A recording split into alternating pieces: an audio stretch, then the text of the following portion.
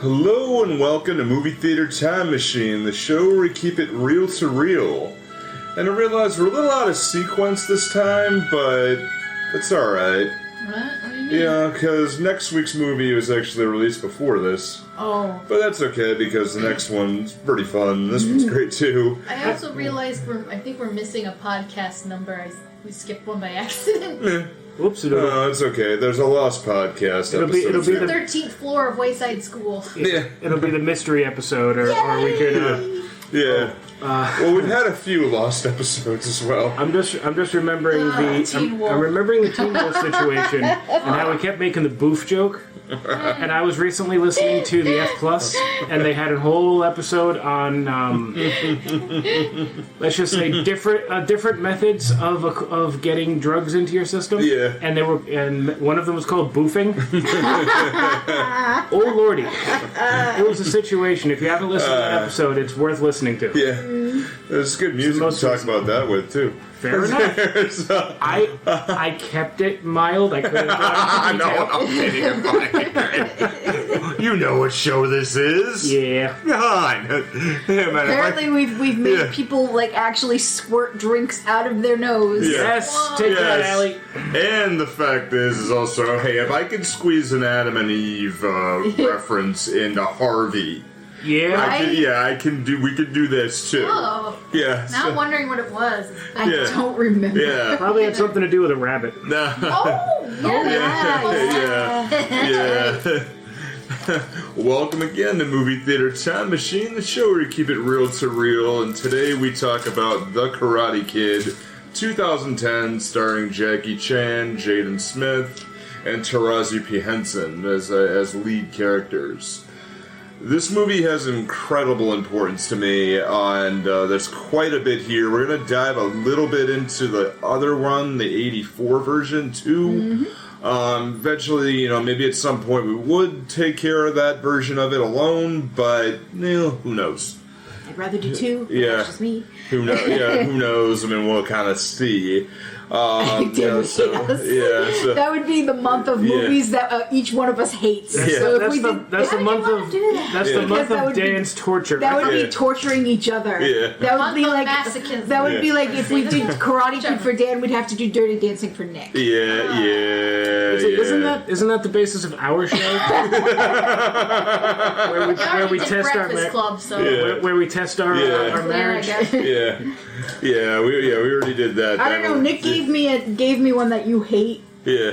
That we didn't do. He specifically told me you hated one, so I took it off my list during the music month.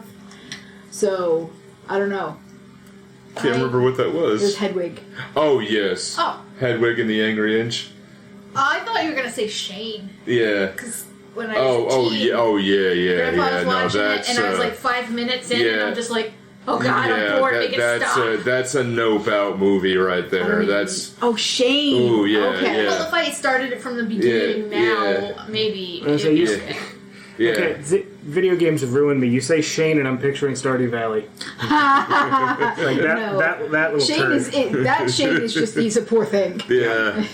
And, that's kind of good where you segue with this. Like, there are 3 moments that actually, for me, put this movie above the 84 version. Just for You know, some background, you love that 84 version movie? I do. And, Yeah. well, when this came out, you were just like, oh my god, it's a... Such a goddamn ripoff. What is this? Why are you remaking this? This is terrible. And I was just like, I don't know, I thought you should give it a chance. Like original Trekkies when TNG came out. It's like, this isn't Star Trek. Yes, it is. I hate to say it, but I was in the Nick Park there when this movie, like, when they were redoing it. I was like, what the fuck? Why are you doing this? Yeah. And then I watched it and I was like, oh, okay. There's a moment where I just where it brought me in, but I remember it was Kaz and one of the original hosts of the show, Bob, who brought me to the movie theater. Like, we're gonna go, we're gonna pay for it, you're gonna go anyway. I could just see you like arms crossed, huffy, like. It was like, I'm driving to the movie theater. Like, why the fuck am I doing this? I was even worse because I refused to see it in the theaters. Like I was so against it. I was like, I'm not paying for this. For hell. The only reason why I went to the theater, I remember this, is it was a freaking hot day. and that's how they get you. RAC broke. And I'm like, all right, fine. And we went there, and there's one moment that just brought me right into it, and I'm like, okay, I got this. And yeah, I think it was you who said, she's like, we got into the car. She looks over and goes, "Are you happy now?" I'm like, "Yes, I'm happy. I'm happy." No, I refused it. I refused to see it in theaters. The only reason I actually saw it the first time was because my stepfather had bought it on Blu-ray. Yeah. And he was like, "Well, let's just watch it. Let's just see." I bought it. I'm like, "Fine." And I sat down and I watched it. And I was like, "Okay, this isn't bad." And I'd just like to point out, a couple of times you cried like a baby. Oh, I cried. I ugly fucking cried. I got damn close at one point, so we'll get to it when we get to it. I ugly fucking cried. Like, I still do. I Like, cried. this, Although, admittedly, I cried during Yellow Submarine, but that was That was due a to very personal different reasons story. and because I was stoned. Yeah, that was a very, Wondering very where my different life story. had gone wrong. Yeah, when we saw this movie right around this time, I had, been involved with the martial arts, just like forever. Since you were 11 at this or- point. No, since I was 6. Oh, okay. Since I was 6. And at this point, when Kill Bill came out, is when I was starting my martial arts school, and this time was when I lost it. And I had, I can't give all the stories, but I had a student who sued me and then admitted that in court that he fabricated the whole thing and did it to himself. And, and everything was dropped, but I also agreed not to teach for a while. And there's one scene when we get to it, you'll see why I absolutely lost my goddamn mind. And I remember that still. We're in the theater, and I hear it. I'm like ugly crying, and he's like, "He's crying." And I couldn't remember if it was you or if it was some kid behind us. They're all like, "Oh my god!" And there's there's like 3 bits that, for the reason of why this movie is elevated above the original for my, in some ways it's better, some ways it's worse, but, that goes to the very beginning of the fact that they're moving to China. Yeah. And they set it up a lot better in the very beginning. Like, you understand the separation within the first few minutes. Mm-hmm. And, and also, number 2, the fact that you have the central character is not a teenage asshole. He's 12. Right. Mm-hmm. He's a 12-year-old dickbag. Yeah. That's only at the beginning. But, yeah, he's a 12-year-old dickbag. But he gets better. Yeah. But it's just, who's not a little bit of a dick at 12? I mean, Plus, he's about to go through puberty. Like, Yeah. he's at a very tumultuous he's age. going through it. He's Now, right see- there at the cusp of Now, it. He's been through some shit, too. I just need to put it out there. I despise the original movie. My name is Daniel, and I grew up in the 80s. I'm pretty sure you can figure out why. I do not despise this movie. Yeah. I think one of the big reasons is that the main character's name is not Daniel. And you know what? I could handle Xiao Daniel. Yeah. Daniel San is not fun. I don't like it. I get it. I get it, yeah. It's too much trauma in the original for me. Yeah. Like, if you like it, more power to you, and that applies to everybody in this room and everyone listening. It's not my thing. I think the reason the original has such a deep connection with me is because it's one of the very first martial arts movies I ever saw. Mm-hmm. So it's one of those I understand the love of it for me is because it's part of the reason I even like any sort of martial arts at all. Yeah. Is because it's the first one I saw. It got me interested It's your in gateway movie. It sort of is. It's the gateway drug of it because that's part of the reason I like the genre at all. Yeah. And for 2 reasons with that, why that original has stuck deep with me is because it was released locally the day I was born. Right. And I have always yearned to be Mr. Miyagi at some degree in my life. Except for the car part, Yeah. hopefully. Yeah. Well, yeah, the no, cars not are car, not beautiful Mr. and- Han. Okay, but the car in the original is Yeah. beautiful. Oh wait, right. He had a different backstory. Yeah. Yeah. Well, yeah, in the original backstory, Tragedy for Mr. thing. Miyagi's backstory. Miyagi's backstory is heavier. It's Yeah. very, very heavy. You got internment camps. Yeah. He won the Medal of Honor. There's a lot Yeah. in the original. That's done very, very quickly. It's wicked heavy. It's glossed over very fast. Yeah. This one spends a lot more time, and I mean, that is also the third reason why this one is elevated a little bit harder.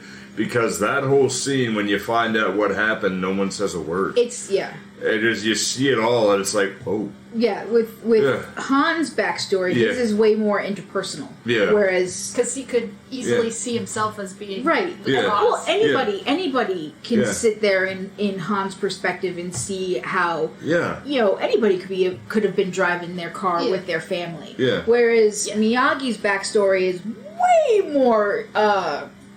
Time specific. It's time specific, but it's also a little. It's heavier as a national level. on a national more level. like, Yeah. But also around this time period, I mean, 80. It's 84. It's released, so the majority of people who would have had that, he was in his 60s at that point, so he was an emerging adult when everything was going on, and you still had kids who might have grown up or been born in internment camps who are now in their 40s, so, and now that's, that generation is going, but this one is a little more timeless. Where it could have been really at any point in time. There was a massive car accident, and it should have been me. Right. And we were arguing, and we don't even remember. I hope it was something important. The whole I don't even remember what we were fighting about. Not to say that the message from the first one isn't important, because Right. it really is. You talk Yeah. about Japanese internment camps in in the United States. Yeah. And that's something to Which be a lot of people don't even know right. about. People don't know or don't want to remember. It's something that the United States really likes to sweep under the rug. That this didn't happen. Yeah. It fucking did. I think I learned about it in high school. I didn't learn about it at all. In fact, I didn't know anything about it. I hate to say this, until George Takei. Oh. Yeah. Yeah. No, it was a... Yeah, we had to read Farewell to Manzanar. Yeah. I learned about it in high school, and then even where I had a couple of American history classes, and they totally glossed over it in college. Yeah, it's something that it wasn't talked about. Yeah. So it's like, okay, that happened, and I brought it up to a professor, and I basically got the silent equivalent of "shut up." See, we don't talk about it. Shut up. Are you sure it's not because we have to focus on the testing? Yeah. We need to make- that's something else. That's a different That's thing, another yeah. thing entirely. And I hate to say it, but Dan and I didn't have to do the testing. MCAS, We were the test subjects. We didn't have to do it. The only reason I actually went to those tests is because they gave us juice and cookies. Yeah. Oh. Yeah. Wait, I think you were like the first class that had to. Nope, I was the last one that didn't have to. That did. Oh. Yeah, I was the thought last that your didn't grade have to did, do and then my yeah. grade had to do it. It's like Yeah, yours- they introduced the thing with us. Like Yeah. they did the original testing. Yeah. Will this work with us? Yeah. Which And they- that should have told them something. Yeah. And they bribed Yeah. us with cookies. Yeah. Yeah, so I mean, mine had to do it, but didn't have to pass. Yours was the first one that had to pass to earn a high school diploma. I'm so sorry because yours was with my brother. So Yeah. you graduated with my brother. Yeah, The MCAS is stupid. It is. yeah, it is. All state testing is dumb. But with People learn differently. Just because they learn differently doesn't mean they learned wrong. Yeah, it's So this movie, very beginning, and is more validated in the very beginning of it, where you see Dre looking at the height chart. Right. Yeah. And my God, that brought back memories for me. And I had a height chart in my grandparents' house. Yeah, I think I had a height chart too in the first apartment I ever Yeah. lived in. My mom did that. Yeah, and my grandma did it, and I recently lost my grandma. And thinking about it and watching it, and I just see like little moments here, and she Right. would write on the side. And the last time when we moved out of that house, after my grandfather died, my grandmother moved into an apartment to be closer to us because she lived in the middle of, well, basically the equivalency, without describing it, is in the middle of nowhere. In this little tiny town in Rhode Island. So she got out of there, but she wanted to take my height one last time, and I was like 15 years old. And I'm like, all right, fine, sure, you want to do that. And I was like, oh, you're 6'1", my height now. And then she just rode on the other side and moved. Yeah. And I'm like, and it's hit. So for me, I see that, and then automatically you understand the little kid. Yeah. Like right away, as opposed to the 84 version, where he's just an asshole that has to go drive with his mom across country. Right. And his mom has and as much as the 84 version I love, I cannot remember what job she had in California. I don't remember either. Because there's a point where she's, I think in the second movie, briefly, where she's a waitress, or the third one. I think they were just trying to get a new start. I don't think cross it was states for this it wasn't job at so Flo's much- Diner. I don't think it was so Yeah. much for a new job. I think it was just to start over. Yeah. I think that's what it was. I think his parents either got divorced. No, his dad His died. dad died? Yeah. Okay. Yeah. Then I think it was just to start over. Yeah. I think it was just a new start. But it was just an upheaval for him. Yeah. But This movie is definitely more of a fish out of water than that one. Because But- Kaz actually mentioned it last week while we were talking off mic. Yeah. That, it's one thing to be a kid from Jersey moving to California than it is to be a kid from Detroit to a kid in China. Yeah. There's a huge difference there.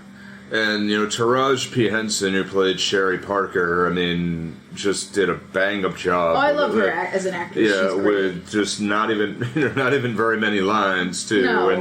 And then there's a purposeful, moment where... they're in China, and I'm going to back up to one of Kaz's first laps in a moment, but it's just the problem with his jacket. We are not living here. Yeah, we are not living here. Starting this again. Pick up your goddamn jacket. But that's such a mom thing. Yeah. That is... But it's like my mom, too. My mom, too. It was like, pick up the fucking jacket. Pick up that jacket or I'll slap the taste out your mouth like your dad does to Chris Rock many years from now. Yeah, right. Or my mom would do just the eye, The Portuguese death glare, the one you can feel burning into the back of your skull, you don't even have to look. Yeah. Oh yeah, that eye. My mom would have that eye where her left eye would start growing wider than her her right, and you can just feel it burning into your it's just skull. it would start there. But if her head started turning, we were in the wrong. You better There's run. that little vein that you pops better up on run. your forehead that just starts to, Yeah. It's like, homeboy, you best start You moving. screwed up. But when they're going to China, and off the Air China, trying to learn Chinese. Oh, and she's you should have done this a lot earlier, damn it. Well, it depends on how fast she knew. Yes.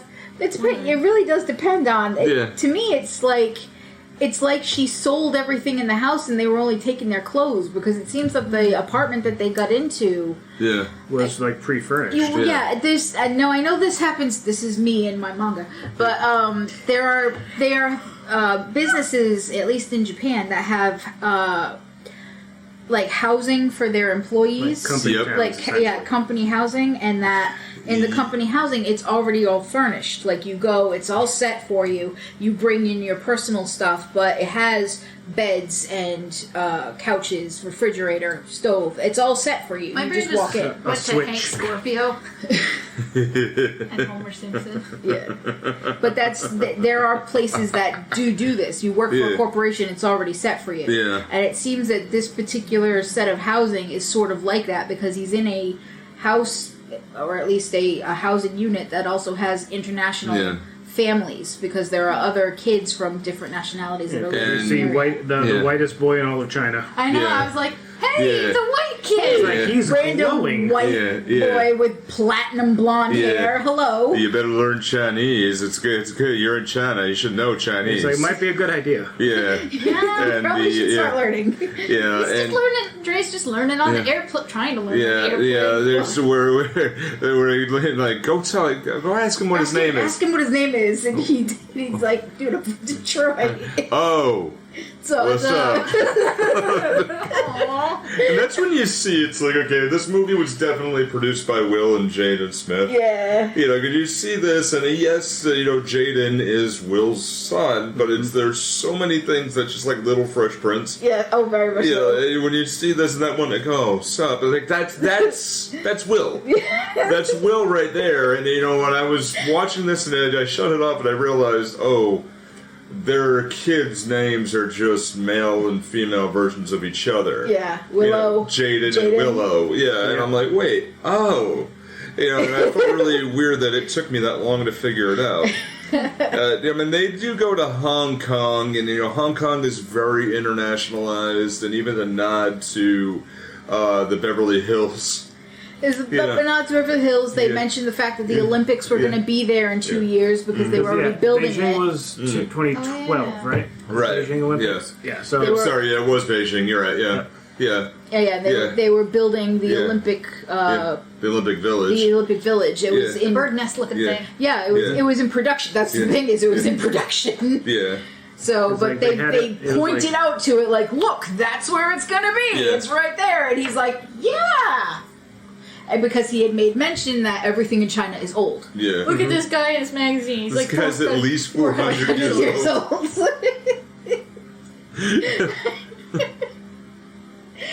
Which really brought up a cool point. Oh, sorry, Chino. Chino, relax. You're all right. Which brought up a really cool point was, like, I was thinking about this, and I was listening to another rewatch podcast of the Boy Meets World one that came out, and they were talking about as kid actors how every adult, regardless, they were all the same age in their head.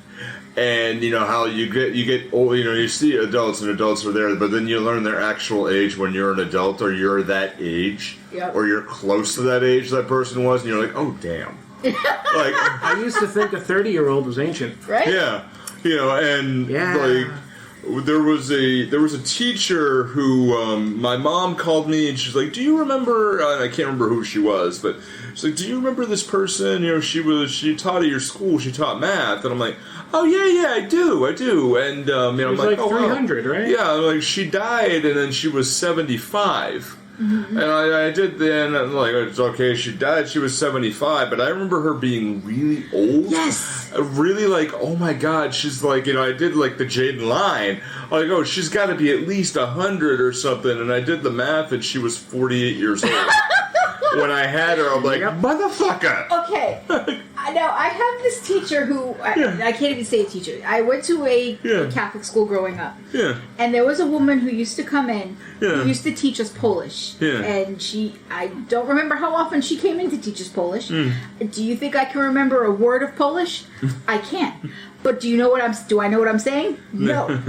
I know a couple of Polish words, mostly how to say ass. No. I can sing to you in Polish, but I have absolutely no idea what the hell I'm saying. Yeah. But she came in, she taught us Polish from, like, I think kindergarten to, like, maybe 3rd or 4th grade. Yeah. This woman, in my memory, was 97,000 years old. Right, yeah.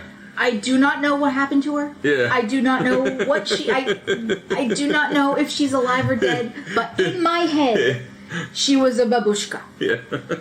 I think it's just really weird when you reach the age that you always imagine your parents to be. Yeah. Yeah. Oh, yeah. Or, like, when we realized that, you know, we're about the age that your parents were when we started dating. Yeah. You know, I'm like, motherfucker. Yeah. Or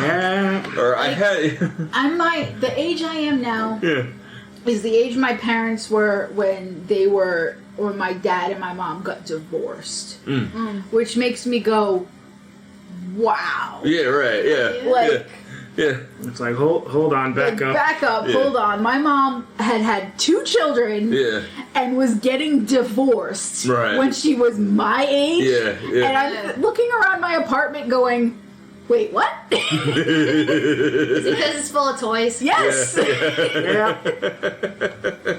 Like, hold on. She was enough of an adult to have 2 children and divorcing on her second marriage. Yeah. Not her first. God. Her second marriage. Yeah, wow. Yeah. See, it's a good thing video games have been invented. Right? Dan and I will have been married 10 years next year. Yeah. So that right there, to me, is an accomplishment. Yeah. So we haven't even killed each other yet. We haven't killed each other yet. Yeah. We will be married 10 years. That's an accomplishment. That's my accomplishment. I'm taking that. Love you. We have 2 beautiful kitty cats. We do. I have a dog. We have a dog who's hard enough. I managed to keep him alive. Yeah. That's another accomplishment. Oh yeah, don't you kill plants like every plant? I kill Oh god, plants. this is where plants They go to come die. here to die. We've managed to kill a cactus. I killed the cactus. Oh my god. Yes. I managed to keep a dog alive. I win. Woo!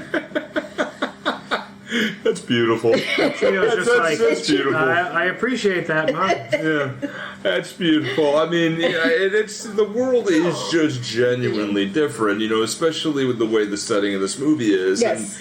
And there's a lot. I did some digging, and there were several car factories in Detroit that had moved to Beijing. Oh yeah. And Well, cut 2010 down is and when moved. Detroit was really kind of coming apart. I mean, Yeah. Detroit has come apart for a while. Yeah, but it was like it was Yeah. getting really bad at that Yeah, point. but that 8 was Mile. yeah. I mean, and that was also a big thing that Barack Obama, when he first started with as a president, was trying to revamp it and save the auto industry because so many car companies were opening factories in Beijing because it was cheaper.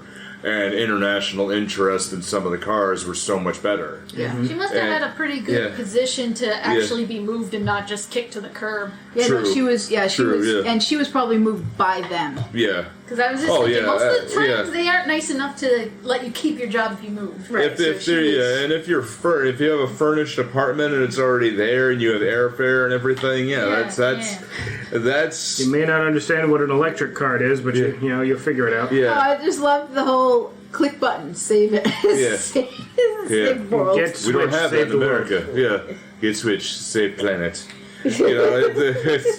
And we have there's got to be something that brings the old movie into the new movie, and something that reciprocates it, where like Daniel meeting a random kid who we never see again.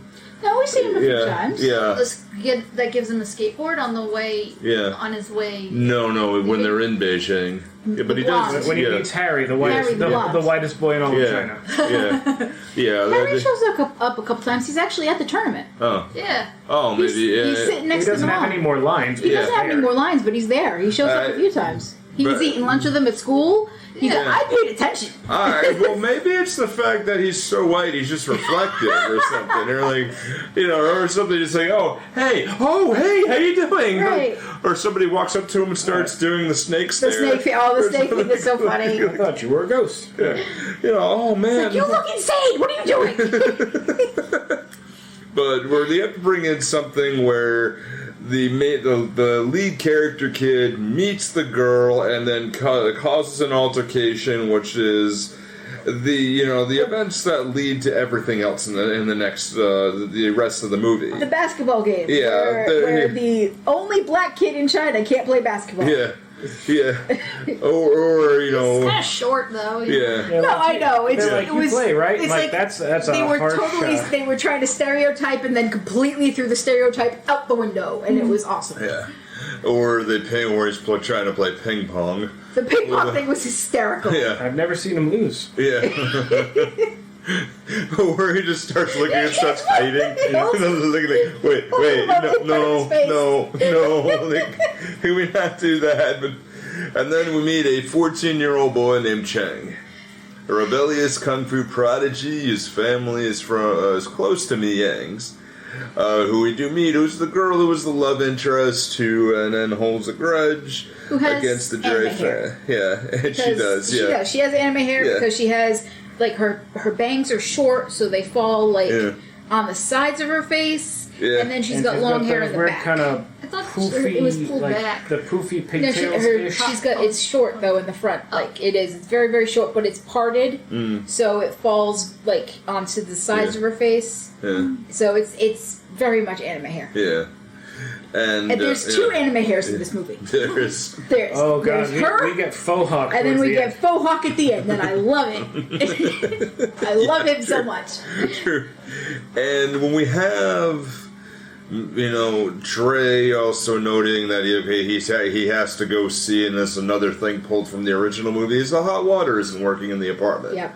So so they go over there. He goes to find the handyman. Instead of meeting Mr. Miyagi, he goes and meets Mr. Han. Mr. Han. Okay, the two of you are looking at it. It's Linkin Park. Yeah. the I can't really call it a song. Intermission on the album Hybrid Theory. It's called Intermission. It's like I'd like to introduce Mr. Han. Yeah, I've never really been a huge fan of Linkin Park. I listened to that album frontwards and backwards, probably. Yeah. We bonded over Linkin Park. Yes. Y'all have a good time. That's all good. It was the rap rock thing never really sunk with me. Although, out of the all three of them, of the bigwigs one, I mean, probably Linkin Park is the best in the long term. Oh, absolutely. Yeah, in the long term. But very sad. Yeah, it is. Yeah. Rip Chester. It is. Yeah. Nobody can scream like he could. Yeah. And then we have he meets Mr. Han. And it's a beautiful scene, but we do get that one quick thing, and this is where, where they did set this up very, very carefully. It took a long time writing this up, but they wanted to write it specifically so it was, no, this is not the original movie. And in the original, where you see Mr. Miyagi catches the fly with his chopsticks and then just throws it down and continues eating, you have the fly swatter come up and whack it. And then just pause on that for a moment. That was the first moment where I went, remember? Yeah. Remember? Specifically, that one scene was written to link that, and it's shot the same way, shot through a screen door where the little maintenance shack is off the beaten path a little bit. It's shot specifically. Even I said the same deal. I'm like, that's specific. But it's so funny. Just that, Jaden in that scene, though, is hysterical to me. Because he's just like, that's disgusting. Yeah, that's nasty. That's nasty. I'm going to go throw up. No, throw up now. Hot water, 301, 307. 305. 305, whatever. Yeah. And, whenever you're good. And then he shows up 2 days later. Yeah. Meanwhile, the whole time he just left his mom there. he never goes back upstairs. Because he just leaves wanders his off. mother upstairs. He wanders off and meets Mei Ying, and I told him that. You do realize that he just never went back upstairs. His mom's still in the shower. Yeah, she's just standing there I swear to God, that kid. Boy. I'm gonna kill that kid. But he gets back enough to watch SpongeBob. It's Mandarin SpongeBob. In Mandarin. Yeah. It's I don't understand Mandarin, but it's SpongeBob. You get it. And I knew which episode he was watching, too. See, that's Is this your wallet? That's why you just gotta watch the crap out of shit, so then when you see it in a foreign language, it doesn't matter anymore because you know what happens. Yeah. I get it. When we got horribly sick in Mexico. Yeah. And... did you drink the water? Not intentionally. Yes. It was used in a recipe, I suspect. Yeah. Even if you boil it, the parasites go away. I don't know what happened. We didn't drink water on purpose. Yeah. Although I think they say it's okay to use it in your toothbrush, maybe? Yeah, well, that's debatable. And also, we went to an ice cream shop where that ice cream shop got shut down. Oh. With the same deal, too. So, either way, I mean, we can never really be sure. So it was Halloween. But we survived. Were sick, and, we enjoyed a Simpsons Treehouse of Horror marathon in Spanish. I see. Yeah, and then just sat there for a while writhing in pain while saying okay, and just basically just I was afraid to eat just for the rest saying of the trip. the English version of it to each other. Yeah, we survived. Go America. Straight up, it's like Montezuma's Revenge. Hey, Mexico's still America. Well, that's why we don't know geography. That way we get happy when New Mexico is ours. Yeah. That's why we do that. We learn that. We're like, oh, wow. I used to want to move to Colbert. New Mexico, Nevada. Yeah. That area. I used to want to, and then I realized how red it is down there. It's like, Yeah. No, I'm good. Yeah. Except if you're in Flagstaff, Arizona, it's pretty chill. But, regardless, though, but it's still the difference and the beautiful things, where they have a lot of back and forth. Okay, Dre gets beat up. It has to get introduced. But, hard. Okay. Yeah. In this scene, he starts the fight. Mm-hmm. Mm-hmm. It's like, okay, he's the one who kind of goes after him first. Yeah. Yeah. It's like, bro. Yeah. The first time you get your ass kicked and you end up on the ground, don't get back up and yell and start fighting again. It's like you are obviously outdone. You don't understand what it's like to be a 12-year-old boy. Yeah, apparently. Right. Exactly. You do not get it. Yeah, it's established that he's cocky. Yeah. With the whole ping pong thing. Yeah. Yes. Yeah. Well, so I could be. I mean, it's fine to have overconfidence. Yeah.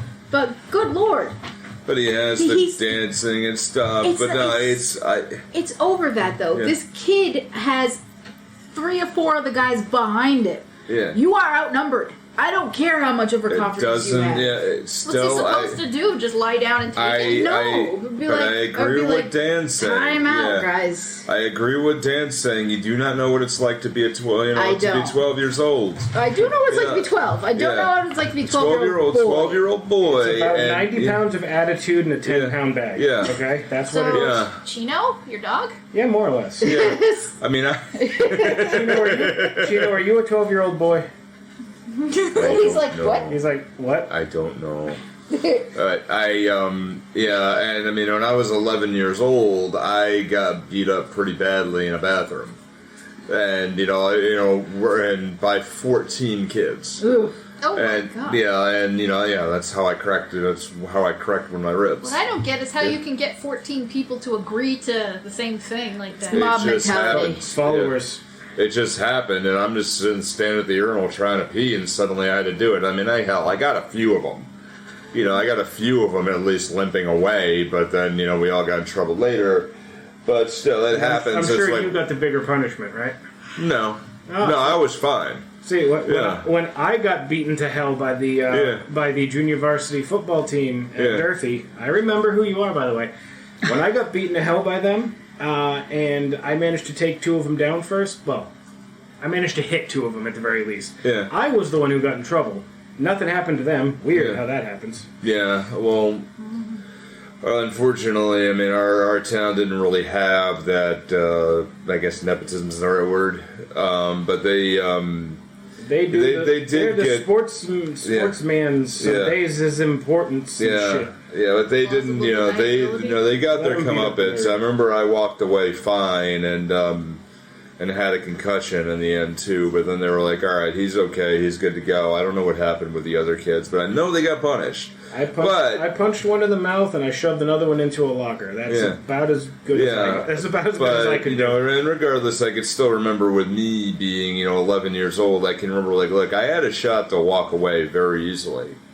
And still kept it going, okay, I can handle this, and then did not handle it very well at all in the long, possibly. But I could understand, Dre here, where it's like, okay, you get up, you keep going, especially if a girl's watching. And I've done stupid shit because a girl's watching. As a teenager. I would have. It hits a little close to home. I would have liked for Cheng to have a little bit more motivation. Not like a whole backstory or anything, but just kind of like, oh, maybe he has a crush on that girl. Or something. I think he does. Sure. Now, see, I put 2 and 2 together. I have a feeling that not only does his sensei, or would it be Shifu? Sifu. Because China. Yeah. Not only does his Sifu slap the crap out of him, I assume his father probably does too, because asshole bullies like that, they usually get the shit kicked out of them on the regular. Yeah. Now, one of the original things in the script, though, was that his Sifu and Mr. Han were brothers. Oh. And how that worked, because when they have to do that, come together and we'll fight at the tournament scene and carry that over, he's all sheepish and calls him Master Lee. And they look at each other, and one of the deleted lines was, "Have some pity on me, I am your brother after all." Yeah. And it's never mentioned again. But it says much more. Right. It says much more to it, though. Well, and the family's, the original idea was Mei Ying and Chang were cousins. Okay. So that they were all kind of related, and everybody was different, but then it didn't really come together anymore. They mentioned they mentioned in the story anyway here that their families are close. Yeah. So he could have a crush, or at least a friendship, crush, or the whole protective big brother, big brother aspect. But that the fact that he knows that she's supposed to, she has this future ahead of her. Yeah. Like she's supposed to be practicing. She's supposed to be doing this because she's a talent, and this could be a huge thing for her family. Yeah. Find out later she's clearly got tiger parents. Oh yeah, she definitely has tiger parents. Yeah. What's with tiger parents and violins? It's I think the violin, at least in this one, is because it's so standard. Yeah. Usually, at least, from what I know of, when it comes to tiger parents, it's with anything. It's studying. It's if you are a talent in instruments, mathematics, it doesn't matter. Yeah. If you are talented at some point, you don't even have to be talented. You have a tiger parent, you're fucked. Yeah. It doesn't matter. But at least with this situation anyway, also with even in the script, with Chinese, Japanese, Korean, whatever, the word brother doesn't necessarily always mean family. It just means that they have a close enough relationship to call each other brother. Okay. That might have been why it was cut out. Yeah. So, my Uncle Roger is not actually my uncle, but Usually the word brother, when mentioning, is just that you are close enough to me that I consider you my family. I consider you so they could have a relationship that's close enough, or had a relationship close enough to call each other brother. Yeah. So usually that may not necessarily be familial. Yeah. Just so you're aware. No, it does explain a lot as to why it may have been cut out eventually, but it's like the original idea, as I read to it, was that they were all related. Okay. That they were all related in general, but then again, I could also see it could, the stereotype could be, you think all Asians are related, or we all know each other. That could be the reason why it could be the reason why they cut it out, because an American audience would not necessarily know that. Yeah. I know it because I read so much crap that... that makes sense. I just figured it would be kind of a make it personal thing, but if it doesn't go anywhere, why leave it in the story? Right. Yeah. But they might have, especially if someone who is writing, especially the Chinese part of it, if they wrote it out and someone wrote the word brother, and someone translated it into English and they wrote out brother and went, wait, they're not related. Yeah. Why would you say that? Right. Especially if you're doing the translation. Because people call each other bro and shit here. Yeah. Right, but it's not like that. Yeah. It's meant as a form of respect. Mm-hmm. Oh. Here, bro, is come on, bring it on, bro. For example, if you and I were talking, or specifically Nick, if Nick and I are talking, if he wanted to call me a nickname, he would call me Nuna if we were in Korea, because I'm an older girl. Mm. So you would call me Nuna as a sign of affection, because we're friends and I'm older than you. Yeah. So it means older sister. Okay. Senpai. Yeah. Notice me. She called me senpai. Yeah. But it means older sister, but it's a term of affection. Oh. Yeah, because we're good friends. Yeah. So but that's what it would be. Yeah. So, but translation that. About the phrase "brother from another mother." That's kind of what it's like. Yeah.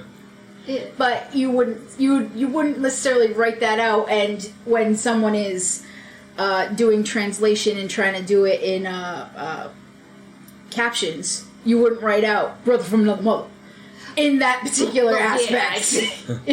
I mean, to be fair, I would think literally they're brothers, because that would add to the drama, maybe, if it went anywhere. Right. Yeah, I don't think it really did, honestly.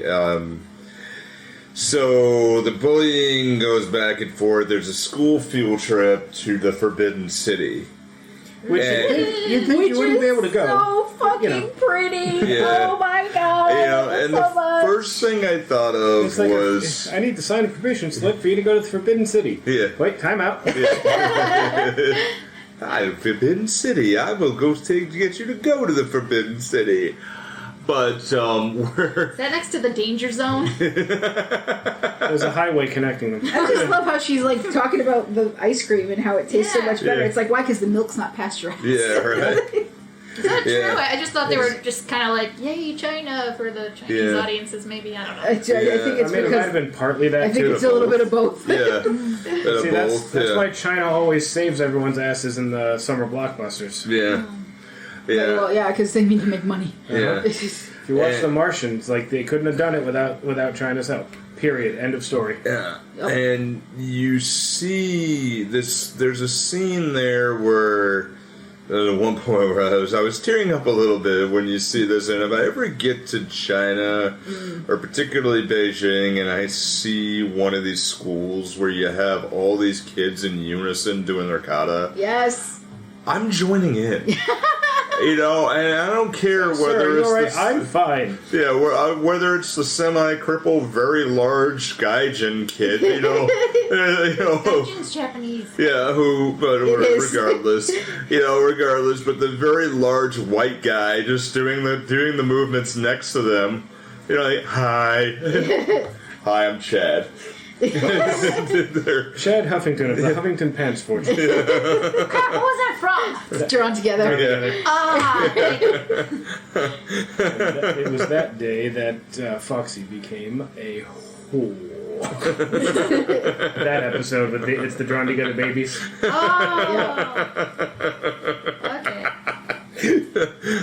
It's 4 babies in a coat. Yeah.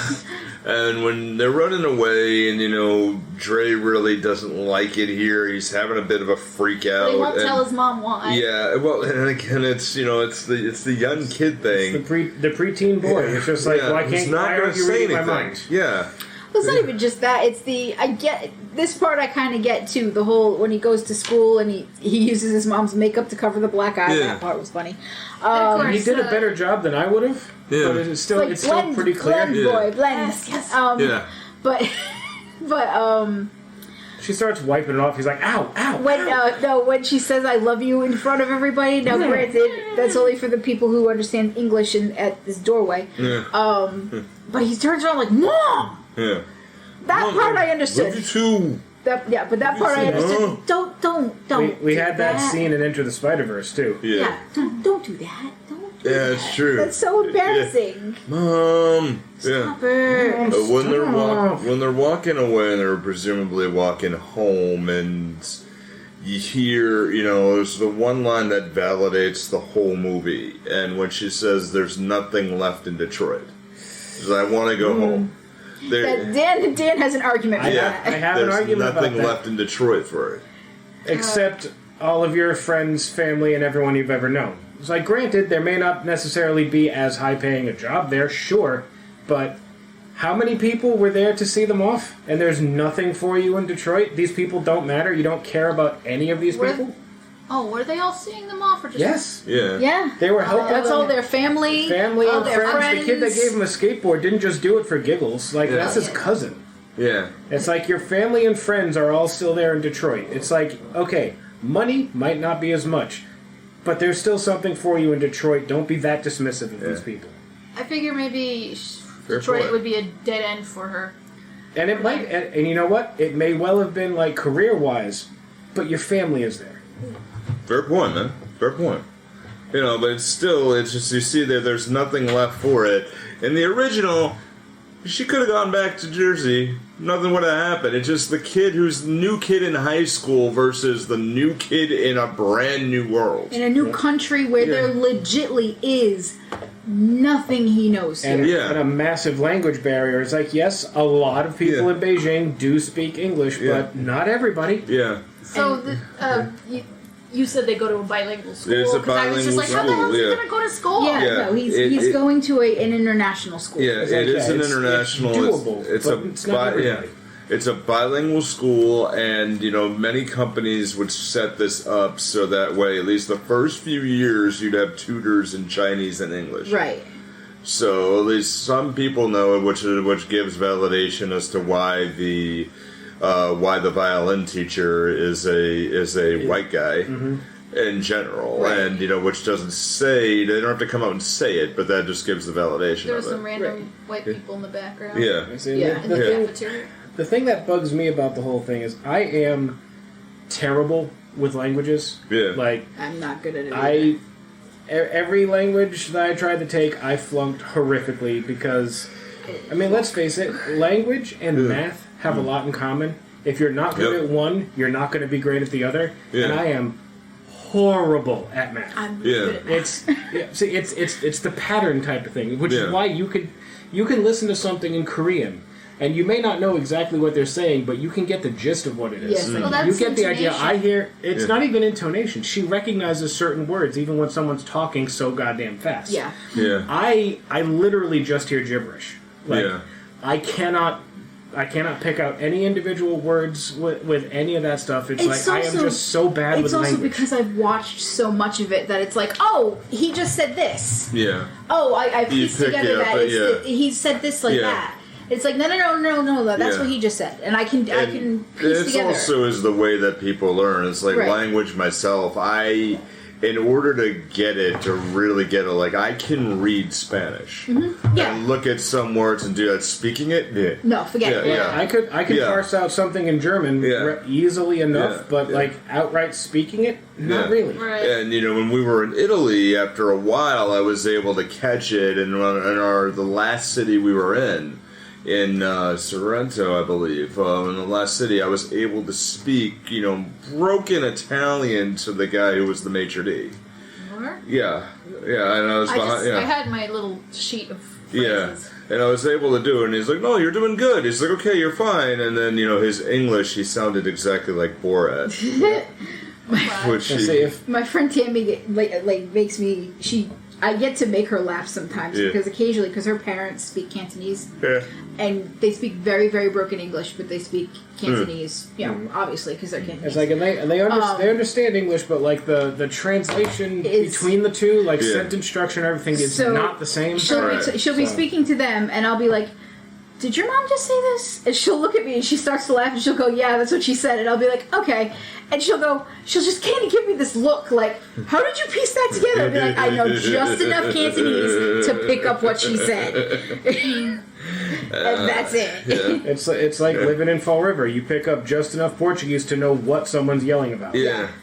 Yeah, because they're always yelling. It's part of the Portuguese language, specifically the Azorean dialect. You kind of have to shout it. Yeah, it's kind of how it works. If you grew up in any type of bilingual household, you start to pick up some things. Hey, don't you make for me come over there? Yeah, close the light. Yeah, I remember the first family dinner that Cass joined us. It's like, there's the big boiled dinner at my. With my family for my birthday. It was somewhere around now, actually. The time of recording. Joss is making gag sounds over boiled dinner. I have to ask something about boiled dinner with you guys. Sure. Do you just eat it straight as it is, or do you put something on it? Depends. If you put vinegar on it, it doesn't taste like you boiled everything in the same goddamn pan. Yeah. Put vinegar on it. I don't really do that. Yeah, I think you did it, and you were. I think I probably stuck to potatoes. Yeah, you were very heavy vegetarian at the time. Was I? Yeah. All I know is for 7 years. Yeah. But I remember at that point, and we went into my bedroom later, and you're like, "Does your family hate each other?" We're like, "No, we're just talking." Oh, you guys are loud. She's yelling at each other. Well, I mean, I used to visit my grandma and grandpa's house, and my aunts and uncles would come over, and my cousins and shit, and they'd be all talking real loud too. So. Yeah. But my grandmother was dipping bread in the juice and then yelling and pointing at the people. And just who she was talking to. And just, pretty much, I got a bone to pick with you bastards. And it's still it. But still, the culture difference, I mean, they have, back from the Forbidden City, where... Dalek bumps. Yeah. You rub it for luck, and he just pretty much throws himself at the door, just wiggling on it, essentially. I need as much as I can get. It just reminded me of, what was that, Mr. Bean guy as the doctor. Yeah. Yeah, that weird little... They're my Dalek bumps. That was like the 15th anniversary, 20th anniversary skit. Yeah. For the Doctor? Yeah. Yes. That was hysterical. Yeah. It was like Rowan Atkinson, Hugh Grant. Was it Hugh Grant? Yeah. Hugh Grant for 5 minutes. Yeah. The girl from Ad Fab. Yeah. Hugh Grant, who's apparently in the new D&D movie that's coming out Yes, I next year. saw him in the trailer. It's awesome. Damn. Yes. Yeah, I like when there's like orbiting the bumps, you almost expect to hear. Right? I was thinking, oh, whack-a-mole!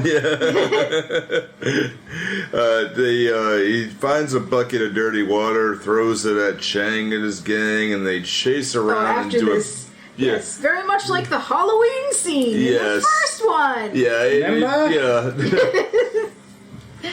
Just saying. When you do get a really good scene there, and then when they're in the corner, backed in, and then the Mr. Han, the maintenance man, intervenes and fends off everybody and reveals himself as a kung fu master. I just like this scene. I love the entire fight because he doesn't actually throw a single punch. Yes. Like he makes them beat up themselves. Just moves it out of the way. It's like redirection. Are you getting it yet? Are you hitting? Why are you hitting yourself? Yeah. It's like, Why did you kick your friend in the face? Yeah. choreography master Jackie Chan. Yeah. And you know, this is another instance of and I've mentioned it back when we had our Jackie Chan month, that the only way anyone could stand a chance in single combat against Jackie Chan, you'd have to be naked in a completely white room with nothing around you, because even then he will turn your clothes into a trebuchet and throw shit at you, which is kind of what he did. when he pulling the sleeves and stuff, So he's MacGyver? More or less. Yeah, Kung Fu MacGyver, Yeah. Yeah, and I do like this because this is what I've also taught kids as well: is how to throw the other people's energy out of the way. Somebody's throwing a running kick at you, find a way to duck it, get out of the way, and just let them use their energy to destroy themselves. I do have a question regarding a lot of the kung fu that happens in this movie. Sure. Is it normal to jump around and throw flying jump kicks like you're in Mortal Kombat, or is this a movie kind of thing? Movie kind of thing. Definitely a movie thing. Yeah. I was about to say, because I didn't think that's how actual martial arts worked, but these kids were pulling some straight up Mortal Kombat nonsense. Some of it, especially in the ending scene. In the tournament towards the end, yes. Yeah. You have to remember that this is, at the Like end of the day, kick this flips is and a shit. movie. Yeah. Yes. And there are literal schools of trained people who are action stuntmen who are trained to do things for types of movies like this. They train usually in Korea and China, and they're amazing. I can show you videos. They're awesome. I specifically want to show Nick one particular thing later on, because it's awesome. It's fantastic. But they are literal schools of people who train for things like this, and it's almost like dancing. Yeah.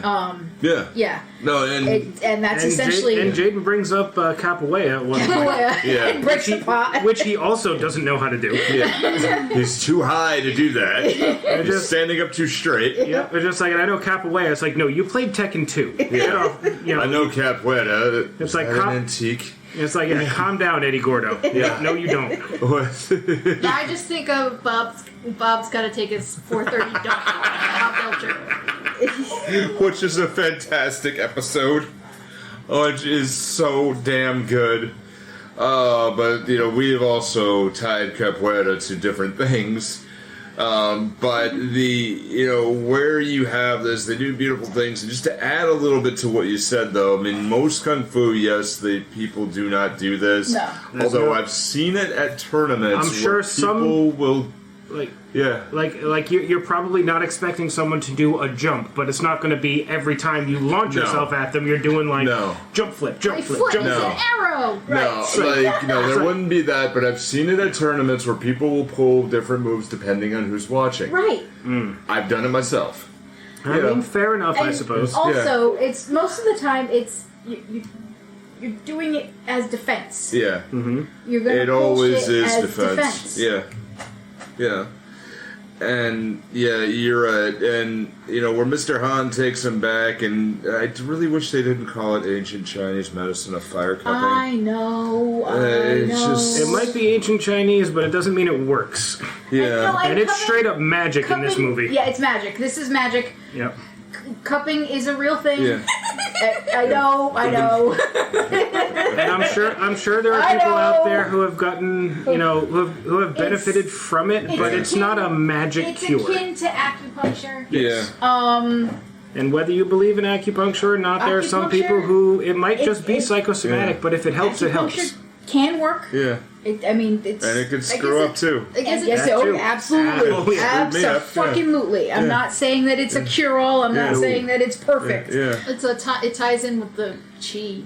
Yeah, it's supposed to. Yeah, it's supposed to help with energy flow and things like that. Although when his hands are on fire, that makes me think of that camp guy. The guy from the campground. Okay. Yeah. The Purell. There was... Kaz and I went camping years back, and horrible spider bath. Yeah, and we've told little stories of this. We've told little stories of this. I went the whole night without going to the bathroom because I didn't want to go be in a bathroom full of goddamn spiders. I understand your pain. The spiders are watching me. Yeah, then woke me up to drive 5 miles to the nearby Dunkin'. I just went outside. Yeah. I literally just fucking went outside. This particular one, there was we were ready to make food. We put logs and we were ready to light the fire, and the filament in our lighter went out. Okay. So it's just okay, so we're walking a little bit. We find this ranger, and I said, hey, the filament went out. Do you have some matches? Maybe you can help. He's like, all right, dude, I got an idea. So we go back to where we were, and the guy puts Purell on the logs, lights a match, boom. Because the alcohol in the Purell lights it, and boom, and it burns creates off relatively quickly. Yeah, it creates a really good, fire going. I'm like, damn, that was really cool, man. Thank you. Yeah. So I used to do this in college where I put Purell on my hands, light my hands on fire, and clap in order to get out. I did it to impress some girl. And whatever works, homie. Yeah, but but then he says this, and this is the thing that has lived rent free in my brain for years. I said, how's that going? He said, yeah, we got married last week. Wow! And he goes, it works. But then he goes, well, all right, yeah, see you later. Jumps in the truck and leaves. I've never gotten an answer beyond that. So in my head, I'm like, who the fuck is this girl who got impressed with a guy lighting his hands on fire? You could just... Later tonight, you guys get a call from Josh. Guys, Dan lit his hands on fire for some dumbass reason. Here's the deal. He's back in the hospital. The only thing I can think of is that he lit his hands on fire, clapped, it went horribly wrong, she had to take him to the hospital. And they bonded in the ER. That is the only thing I can think of. Meet cute. Meet cute at Burning Man, apparently. Yeah, this is the only thing I can think of. Is real. We're going to Burning Hand. Burning. Yeah, right. There's just... Or how this happened, that is the only thing. You know what? You just had new canon in my head. There you go. Because this has lived in my mind for years, and I'm like, what the fuck happened beyond that? That's how that happened. If it wasn't for my horse, I would have spent that year in college. And what had the frig happened? Because I didn't know this guy's name, right? And we happened to find him. He had a ranger uniform on, so I know he's employed by the park. Well, I'm gonna call him Dave because that sounds like a Dave thing to do. Yeah, or Chad. In this case, it's Miles Standish, so you should probably call him. It's Miles Standish. I've had issues with fire at Miles Standish as well. God damn it! Engulfed in flame. More than once it happened to me because it happened recently. Trying to help my parents set up the campsite. You were on fire? He's been engulfed in flame. Twice now. How did you survive? You don't look burned up. Well, it was a very hair. The first time, my parents have a campsite down in Miles Standish, and we have a screen house, and we have a hookup for older. It was an older stove, like a really old school kind of. You have to literally let the gas build up just a little bit, and then light a match so that it catches for the stove. Gotcha. Yeah. I didn't know that. Yeah. I thought it was like a regular oven where you turn it on and then it just gets hot. So I let it preheat for 10 minutes. Oh. Yeah. Open it up, it's damn cold. I'm like, what in the hell is this? And so I grab one of the click lighter things. I'm like, why isn't this warm? Click, click. whoosh was the sound it made. Oh, man. People standing behind me saw that, like, literally my lower half disappeared in a fireball for a brief second, just whoosh, and the entire campsite just went whoosh, and just like bounced, and everyone like, whoa! And I went, whoa! And I turned off the gas.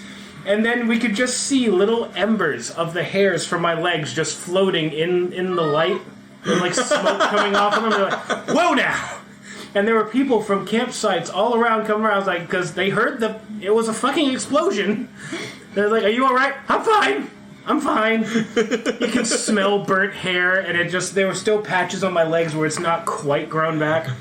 And it's happened, something similar happened relatively recently, like this summer, helping my parents open the very same campsite. Yeah. There's a new oven there, so that's not an issue. But we're trying to light the pilot light in the trailer, because we have a trailer and a screen house on the site. Gotcha. And that pilot light was being really stubborn. It did not want to go, so me and my dad are hunched over this thing. It's like, come on, you son of a bitch, come on. Yeah. Click, click, whoosh, and it went up my arm. Oh, and I just had, like, you could there's still a spot here where it hasn't fully grown back in. It's not, it's... He wasn't that bad, but... Inflame again. But he's outside with his dad, and all of a sudden we hear, whoa!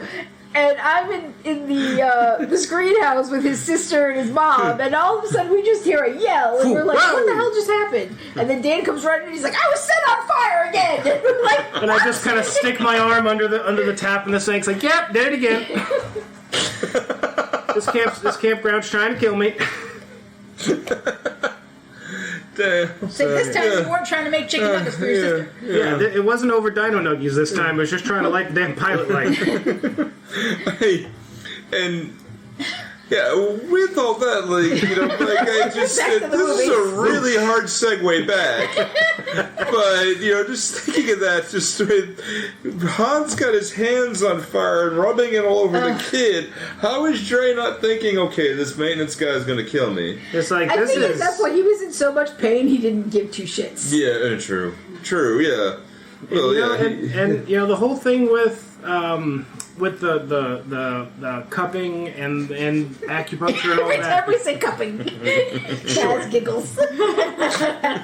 It may not necessarily actually work, but if it's a psychosomatic thing and it makes you feel better, there's something to be said for that too. Yeah. So. Yeah. And, you know, he heals him, but then it's, you know, it's not too inherently bad, but he made Did so... Did Miyagi do any healing? He Yes, did. he did. Yeah. What did he do? Yeah, well, it was kind of like the with the fire and more throw the chi and more what the hell would you call it? So more mystical stuff. Chiropractic? Yeah. Well, it was more throw the chi and more what the hell is that touchless massage type stuff. Reiki. Reiki, yeah. Yeah, Reiki healing. Yeah. I am poking you in your aura. Yeah. Yeah. So he also did mystical stuff. Yeah. Yes. Oh yeah, he did. Yeah, he did. But it was just it wasn't. It was ancient Japanese medicine instead of ancient Chinese. Yeah, medicine. but it wasn't emphasized that it was ancient Japanese medicine. I know it was still. It was. Are you just thinking the phrase reminds you of Wayne's World? With ancient Chinese secret. Oh God. What? Yeah. What would I need a gun rack for? I do not possess a gun.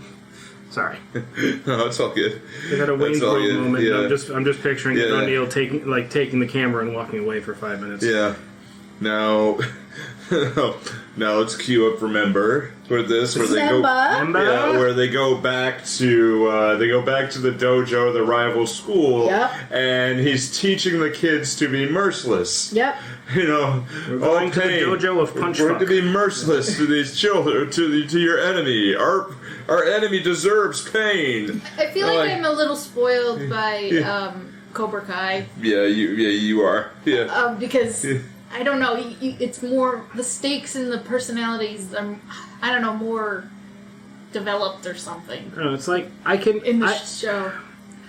The problem I had with the fighting dragons or whatever the dojo is supposed to be called, fighting dragon related too. The problem I had with them is I can absolutely see some douchebag California like dirtbag doing like the no mercy, no whatever thing, but I admit, I am not well versed in martial arts in any way, shape, or form. I can play Mortal Kombat, and that's about as far as that goes. It doesn't seem like that should be taught by anyone. You are correct. It really doesn't. Like this is straight up spitting in the face of the whole concept of the thing. You are absolutely correct.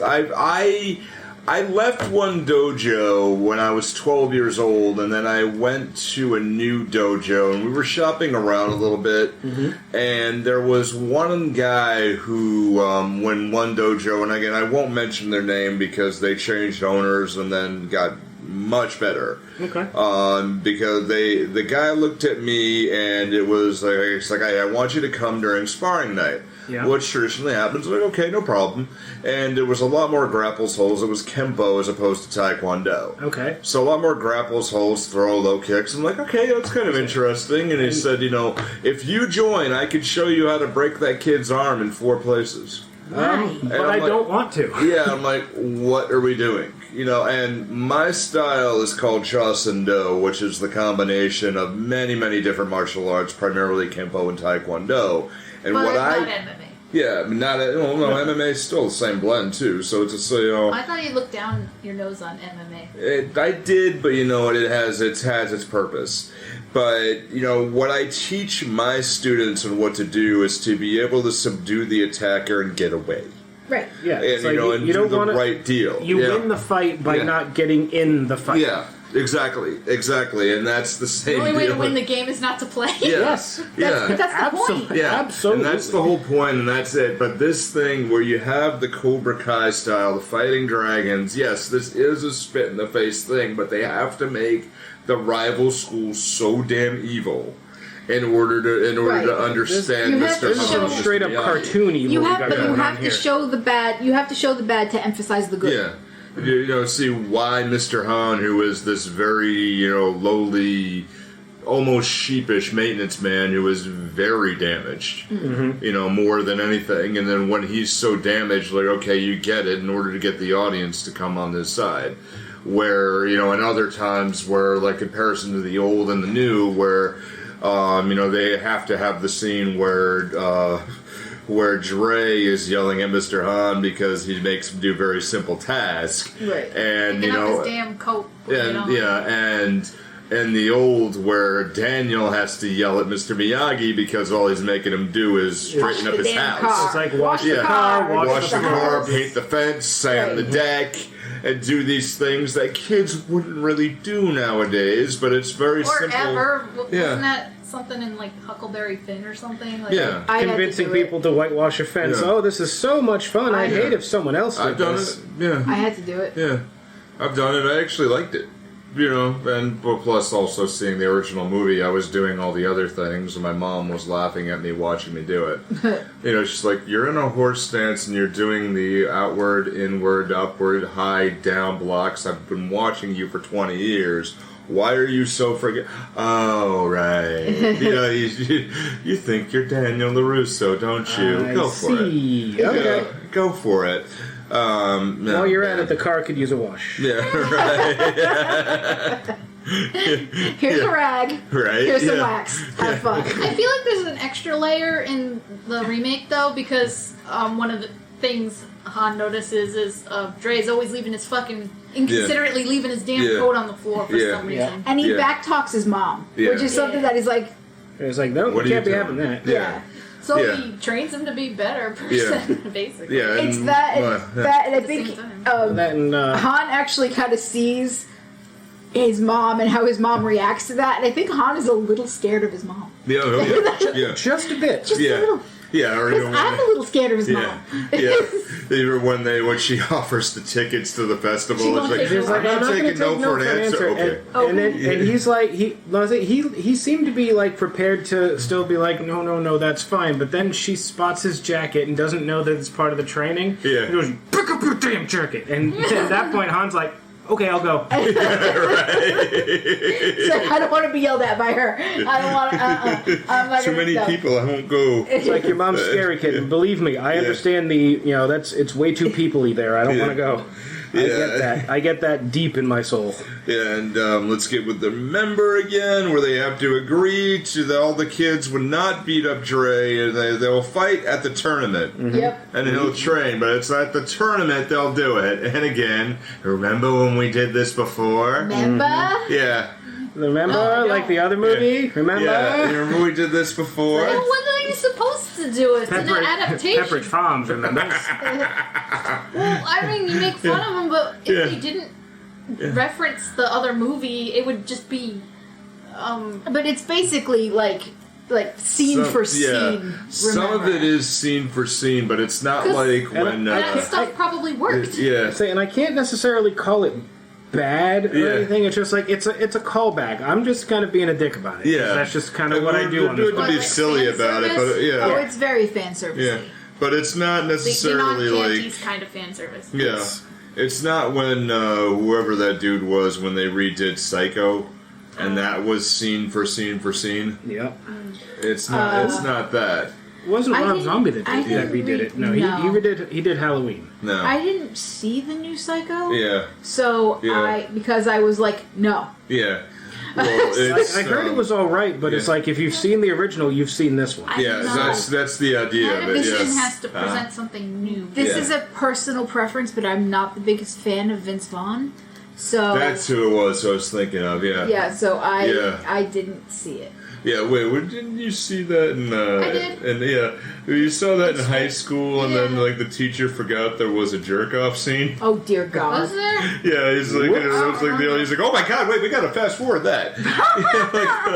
You missed there, bro. You missed. I don't remember. But there was, that's like watching Fast Times and forgetting there's an entire topless scene. I didn't even know that existed. Are you serious? No, I saw that originally when it was on TBS, so all that was cut it out. Oh my God. I didn't know any of it. I watched it when we watched it for the show a few months back. I'm like, motherfucker, what?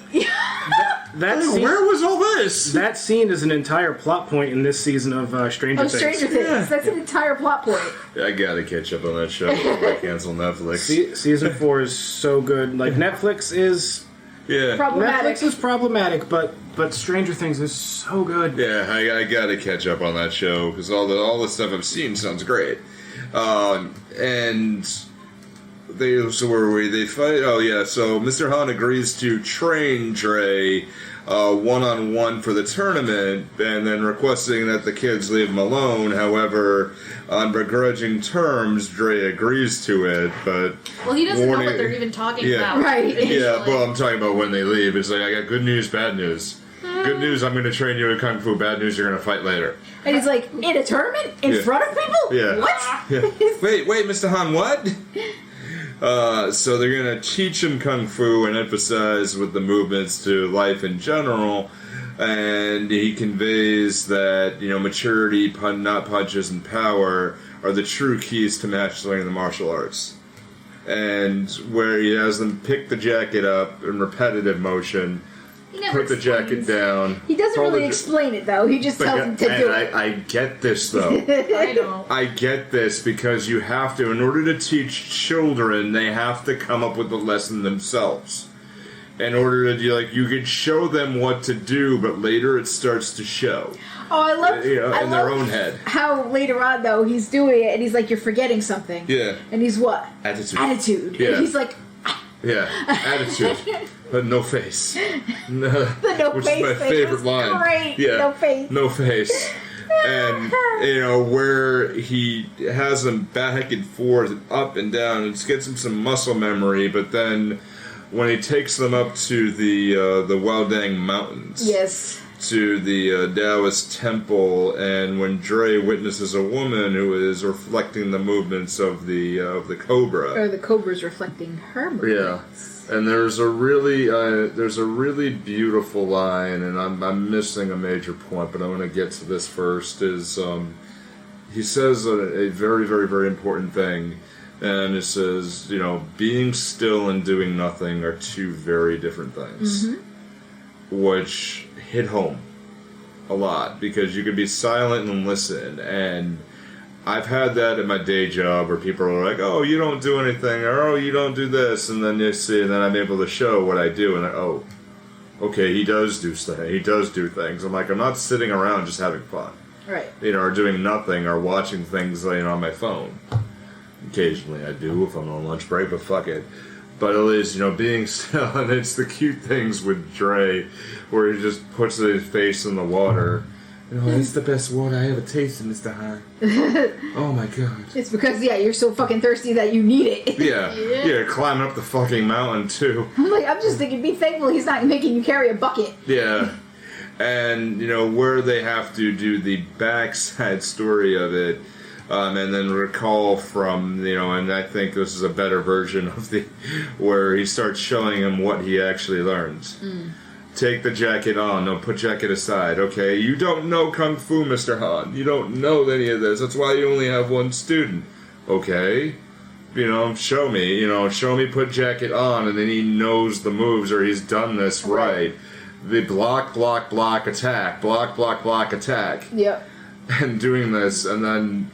I like that scene for a couple of reasons, though. First off, because he's realizing that he knows these things from muscle memory. Yeah. But another thing is that as he's doing it, he's almost doing it in a panic. Yeah. So it's showing him right there and then that not only is it muscle memory, but he can do it without thinking. Mm-hmm. So it's one of those, even if he comes at him in a random pattern, he can still do it. So this is why you have, specifically when you're teaching karate or any form, why you have to have the kids come up with it themselves. Yeah. That's exactly it. Yeah. Is they do that in a panic, and one thing kids do not do, and you probably, all of you know this, but you don't know it, what kids do not do in fights well. Breathe. Oh, yeah. Yeah, they do not breathe.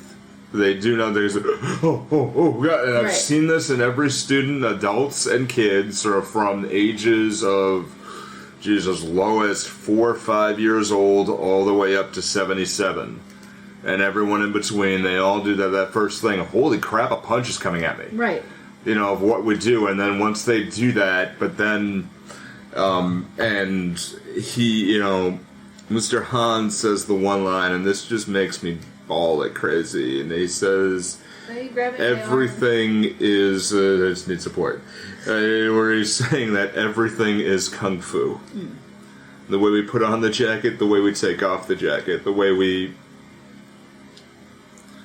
treat our parents, the way we treat each other, the way we say what we say, the way we do what we do, everything matters. And at that point in my life where I swore off everything, let's say 2010, I was 26 years old, so in 20 years of my life of doing this and then having to give it up and not doing it for a little while and not seeing it, and I realized everything I learned still matters. And the fact is telling that little kid in me of I'm okay. I'm okay for that. That line drew me into this movie immediately. And it still hits to this day. I mean, we were watching it the other night. I was still like, okay, here it comes. Oh my God. I'm fine. Cass leans over. Oh, he's crying. Get out of my shoulder. You're crying hard. And it hits, and it's the most beautiful bit because that's where, that's a good sensei. And I know I'm using the wrong term, but it's still... I'm not going to get on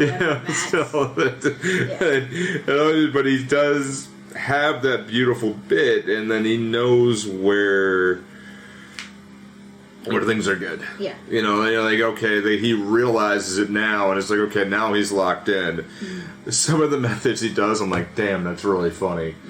Okay, what is he gonna... The thing with the bamboo sticks? The bamboo sticks.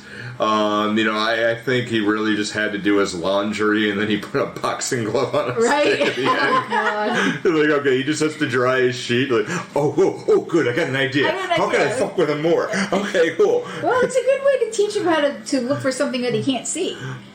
But as a sensei myself, I have been, and I'll say this hand to God, I have created some things just to fuck with people. Just for a little bit. I think that one I'm like, okay, yeah. It's what he uses to, beat the carpets or something. Yeah, but still, I could use it to say, you know what? I have to dry my bed sheets here. Okay. Here's a good idea. The sheet. I'm going to punch you. Yeah, here's a good thing. He'll learn a lesson, but this is going to be hilarious. I can just see you taking notes like boxing glove on a stick. Okay, here we go. Yeah, this is going to be funny. It seems like some Green Arrow shit. A novelty arrow punching glove on it. Or Looney Tunes. Inspector Gadget. Oh my god. Now, Mr. Han, after many, many, many weeks of laborious training, gives Dre a day off. It says, no, we're not going to do any training today. Your body needs rest. So Dre sees Mei Ying and says, hey, let's go have a day off. And they got to redo the date scene from the first movie. Of course. And then do something a little bit different. And they go play a game that's not DDR. This is not how DDR works. Yeah, you see the arrows there. They're not even touching the fucking arrow. Okay, the arrows are on the sides, and they're dancing in the middle. And it's like, that's not how DDR works. I used to play a lot of DDR. I wasn't very good at it, but I used to play a lot of it. And it's like, this is not how that works. No. It's like, it sounds like DDR. Yeah. Sort of. There's no arrows rolling on that screen at all. It's like, DDR was me learning that while years of video games have made my hand-eye coordination pretty good. My eye-foot coordination, not so much. It almost seems like, to me, like I was thinking, like when you give a little kid a game controller and you play the game next to him. Yes, we've done that. Yeah. It's like, oh, you're doing a good job, buddy. It's not even plugged in. Yeah, right, yeah. This is a player 2 controller. It's a wireless controller. It's adorable. Yeah. You do that, the kid seems happy. Yeah. Everything's fine. Yeah. Or when they look at that, like, what the hell? Like, I think it's the same deal. Like, maybe they just played it in the background, just made the kids feel like, okay, these two kids clearly cut school. Yeah, there's no parents around. Okay, well, let's just play the music here. During that whole dance scene, Joss is just like, is she an idol? Like, what's going on here? Yeah, I'm trying to figure out, like, is idol culture a thing in Japan, in China? Oh, yeah. I know it's in Japan. Oh, my God, yeah. Okay. Japan, Korea, China, they all have idol culture. Okay. Yeah. Yes. Yeah. And we looked it up, and I think she's only been... I don't know, I saw her name, but I didn't actually dive deeply into her. I believe this movie, she's been in a few movies, but this is the only one where she's actually a named character, I think. Oh, really? Yeah, everything else is like she's girl in background, or... Yeah. I wonder who she is in China. Yeah, unfortunately, let me see if I can dig on the wiki a little bit. But,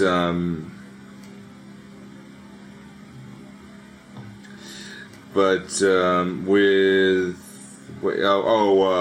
Wen Han. Yes. Yeah, Wen. Yeah. Who is the love interest based on the character of Ali Mills. Yeah. But I don't know much more about her other than that. But after the whole thing, they head down to where the audition was moved to another day. To the day was supposed to be the day after, and then they had to run to the school. The father picks her up, and heading to the school to be able to see the audition. And Dre promised during the puppet show. Yeah. They made a pinky promise, and she's like, what promise? Oh, that puppet show. Oh, man. Oh, that's funny as hell. That puppet show was entertaining. Yeah. I kind of enjoyed the whole shadow puppetry thing. Yeah. I like that idea. Yeah, there's an audio book in the Doctor Who series of actually a whole thing on when they landed and the creation of the time of shadow puppets. Yeah.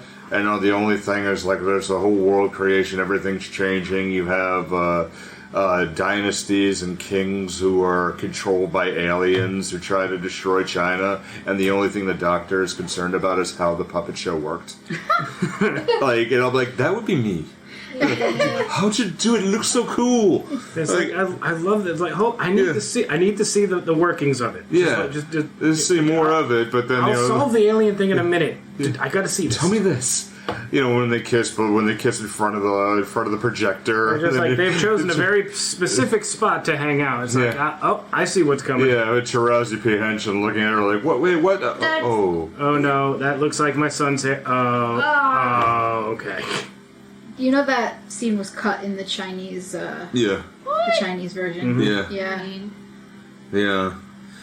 Unfortunately, the kiss was cut at any rate. Yeah. Right? Yeah. Like the rest of the scene is still mostly intact. Yeah, but the kiss was cut out the kiss, and a lot of the bullying scenes were cut. Really? A lot of the bullying scenes were cut. It makes the Chinese look bad. Yeah. The Los Angeles Times actually put out a critic. The critics put out the article saying that he watched both versions and it's like watching two different movies. Wow. Yeah. Damn, yeah. What's his motivation if he's not having to deal with jerk kids? That's a good question, isn't it? Yeah. Yeah, I mean, dealing with the jerk kids is definitely motivation enough, too. So Dre heads to see Mr. Han, and apparently he's drunk, depressed, smashing the car that's been in his living room. That he's been slowly fixing up throughout the entirety of the montage. The car's getting nicer and nicer as he goes, and then...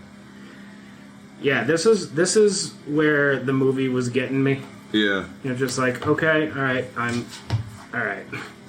The whole broken man can't even remember what the fight was about, kind of thing, like that. And Doug Walker did a really good, when he did a review of this, of an old versus new, and, when he said it, like, you forget Jackie Chan can do drama. Mm-hmm. Yeah. And you can watch this whole scene with the sound off and get it. Mm-hmm. And absolutely get it, because the panning shot is you see it all smashed up, but you see the remnants of the windshield on the hood, on top of the article, and you see the two faces. You get it. You get it. There doesn't have to be dialogue. At first, I wasn't sure if he had been drunk while driving, and that's why he's just so broken. But no, they were fighting. It was raining, and it was a situation. Yeah, and it wasn't his fault. Nope.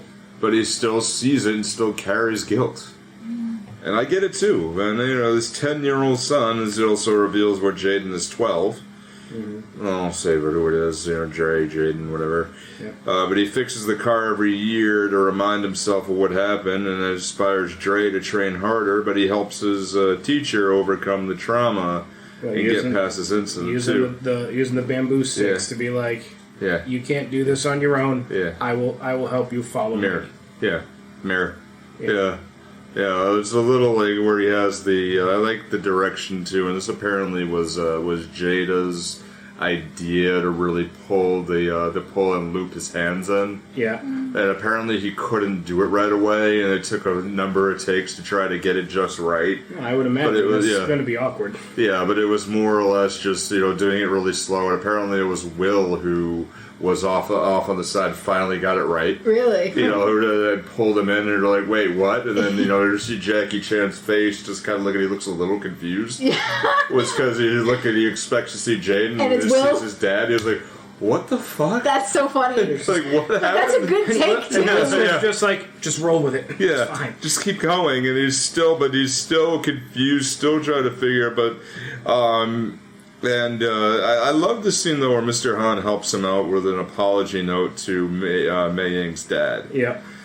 And that entire deal is just... It's adorable. That entire scene, it's only like 30 seconds long, but it's adorable. And we get to learn that, she's got tiger parents, but they're not completely, unrealistic because about things. Because she's probably been talking to them about him. Because they probably went, what the hell, why were you hanging out with this, rando kid when you should have been here? And she probably went, look, here's what's been going on. And she probably told them everything. Yeah. And that's when they probably went, shit, okay. Okay, so maybe we've been stressing out a little bit, and maybe, it's all done now. It's been, since everything's over, and you made this promise, so... And then he came, and so he's like, okay, I got a little bit of respect for this kid now. Yeah. So... Right, yeah, and, where he's just reading off and slowly reading the Chinese, which is a good callback to to earlier on. When he's... where he doesn't know any Chinese. Yeah. You know, like that almost sounded like Chinese. Yeah. I love that. Almost did it. Yeah. It almost did it, and there was this trying and trying and trying, and then just said, okay, let me just try to make this right. You can almost imagine how much he practiced that, too, because his pronunciation sucks. Yeah. So... Or he's doing it as slowly as he can, and I can get it. You know, and they're at the tournament getting ready, and, you know, where Mr. Han gives him his gi, and I'm like, oh, man, I remember doing that. So cute. That entire scene is so cute. Yeah, I'm like, yeah, Mr. Han, you're the best friend I ever had. He's adorable. Yeah, I'm like, oh, thank you, Shadre, thank you. So cute. But he has they're at the tournament, and, you know, Dre advances up to the semifinals, and, I mean, there are beautiful parts of it where Dre is just knocking himself out of the ring. And you see this like, with oh god. Yeah, but you see this with every tournament with kids. The freaking out. Especially when they back up and they don't realize where the tape is. Right. And to really try to, in our sense, it was taught us to know where things are. And he's never been, he's never fought anybody before. No. Anyone. This is his first actual kind of official tournament situation, so he's just going to be like, oh god, no. Yeah. Now, he is 12 years old. My first tournament, I was 6. Mm-hmm. And I remember, like, running to the bathroom back and forth because I just couldn't take it. And to the point where I have very vague memories of this, and I'm talking nearly 30-something years ago now.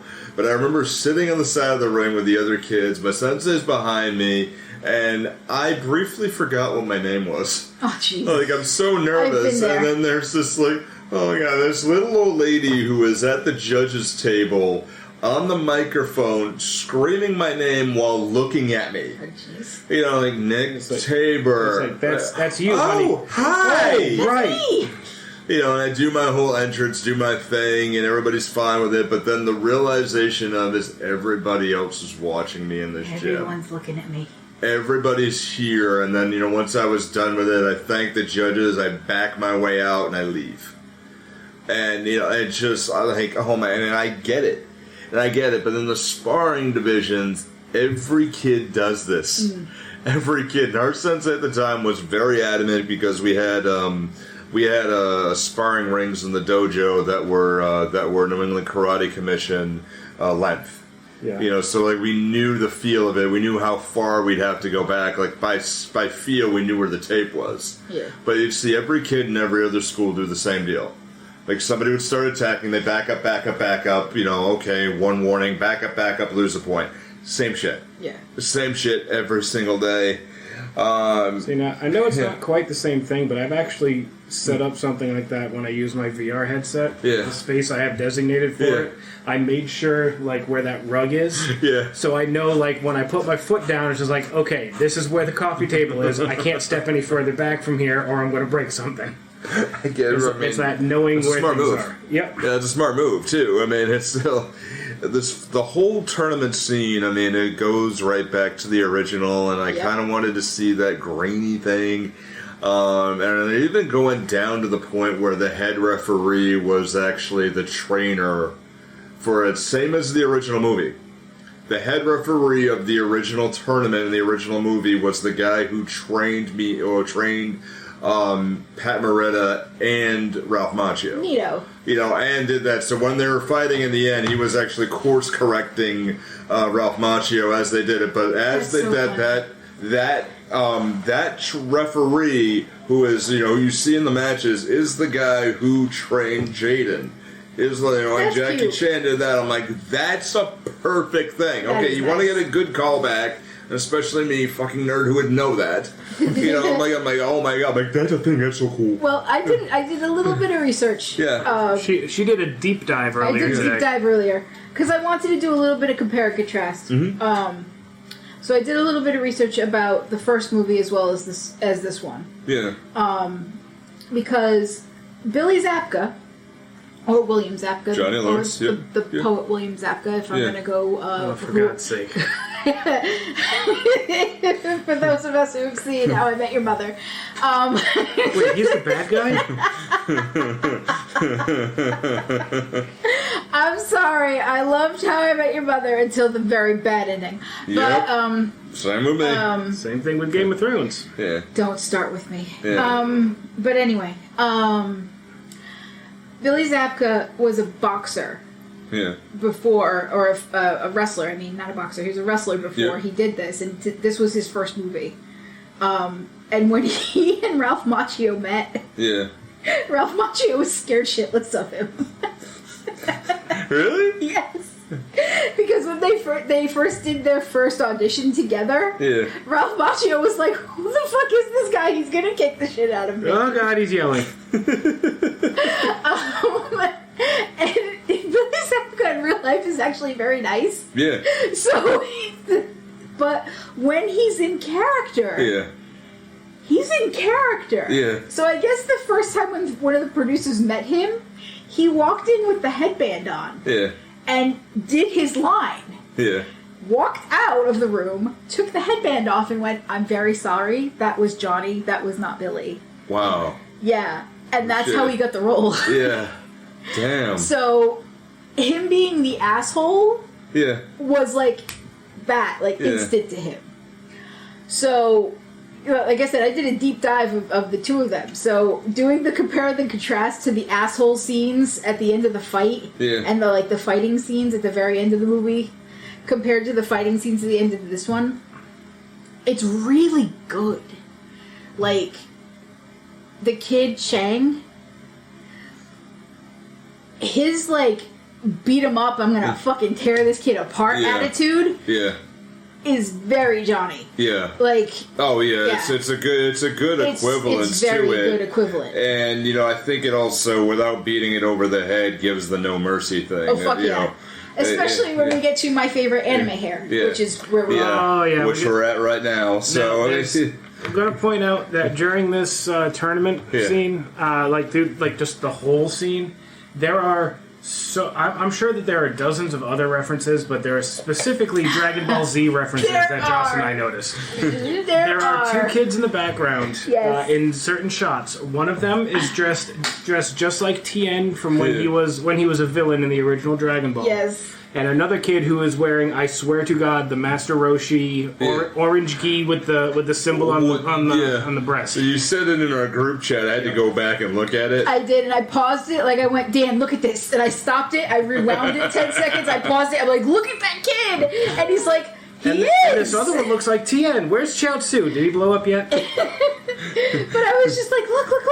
He's in orange, look! And he's like, look at them, they're all little kids, they're adorable! And this kid with the faux hawk, he's got full Yamcha energy. This fucking kid, I loved him so much. The arrogance, but he was so cool. I loved him. I was every time expecting him to use Howling Fang or something. Every time he kept playing with his hair, I was like, yes, you keep putting your hair up. Do it, keep going. I loved it. You go, kid. Yeah. I believe in you. Yeah. And then I'm wondering, too, if that gave birth to, like, Cobra Kai with Hawk. I don't know. As well at the end of that, because, with the falling off of the sequel for this, that led to Cobra Kai. Yeah. And, I mean, which is, goddamn, one of my favorite shows out there right now. I still haven't seen it. It's so good. It's so good. I tell you, your day off, I'm just going to show up.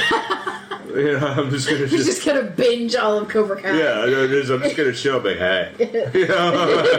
Hey, where are you? What are you doing?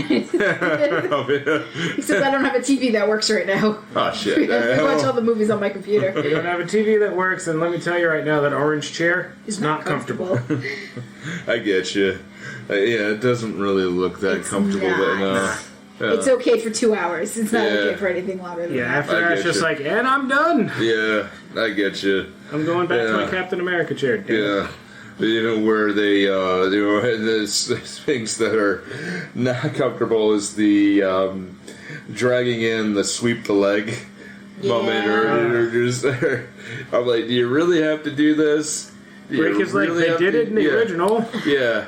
Remember? Poor kid.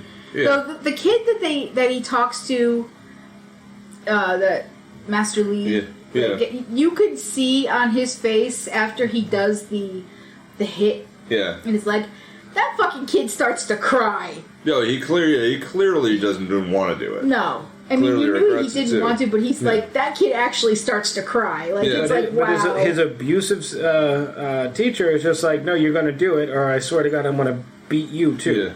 Yeah. And no, you know why he does it, but Yeah. it's still like that kid actually starts to cry. Yeah. It's like, wow, okay. Yeah, it wasn't right. No. Yeah, it wasn't right either. I mean, it's I've seen it happen. I've seen it happen, and I've seen bad senseis. Oh, I know they exist. Yeah, I've seen it happen, and I'm like, did you really have to do that? Makes me worry for my nephew. Yeah, I mean, there are a lot more good than bad.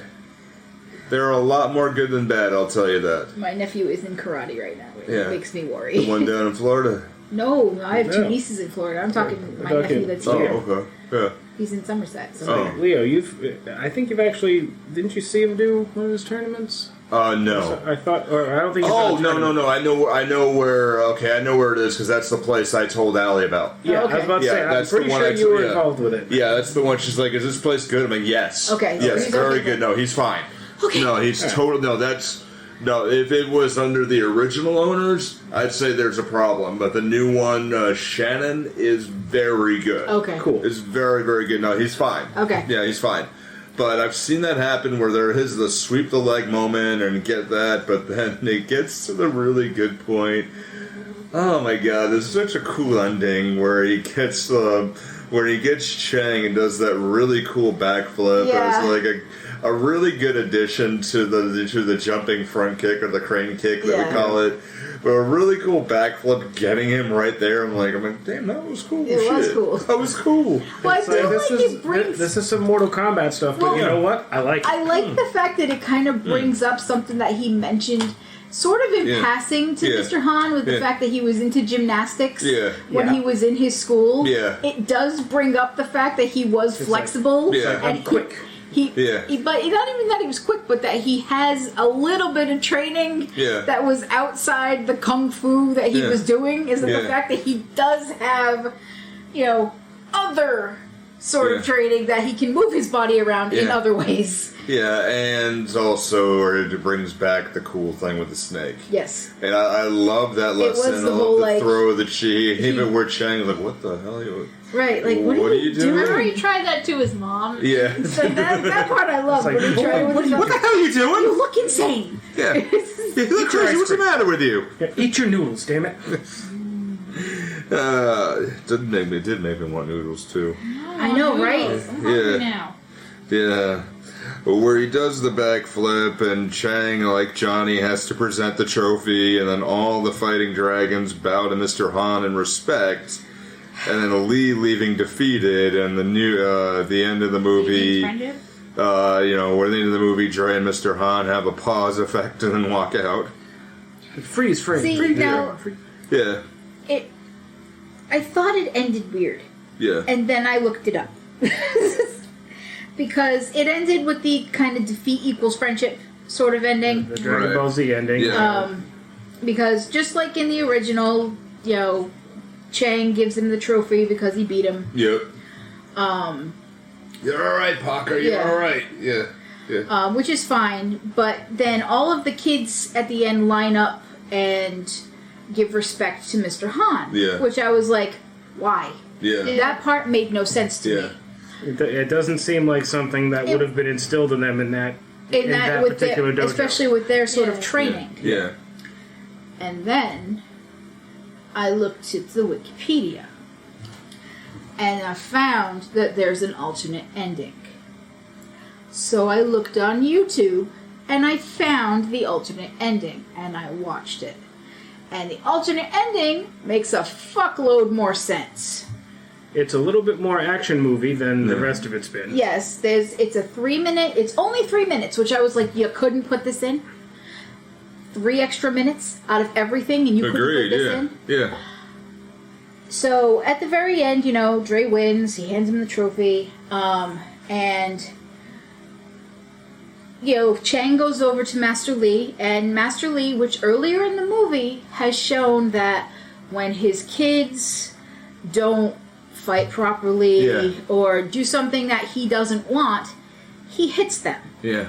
So Chang goes over to him, and Lee is going to hit Chang across the face, And Mr. Han stops him, grabs his arm, and Lee does not like this, and they proceed to fight. Nice. So they have a fight, and it leads into the crowd. And at one point, like, a little boy almost falls off, like, a balcony into the crowd. Mr. Han actually, like, grabs him. And it turns into, like a Jackie Chan style fight. Yeah. There are benches involved. Yeah. There's, an old man that gets in the way at some point. It goes across into... Activate hero shield. Pretty much. Oh, God. At one point, Master Lee actually tries to hit him with some weapons. Yeah. Han rolls out of the way. Eventually, Mr. Han gets the best of him, pins him down.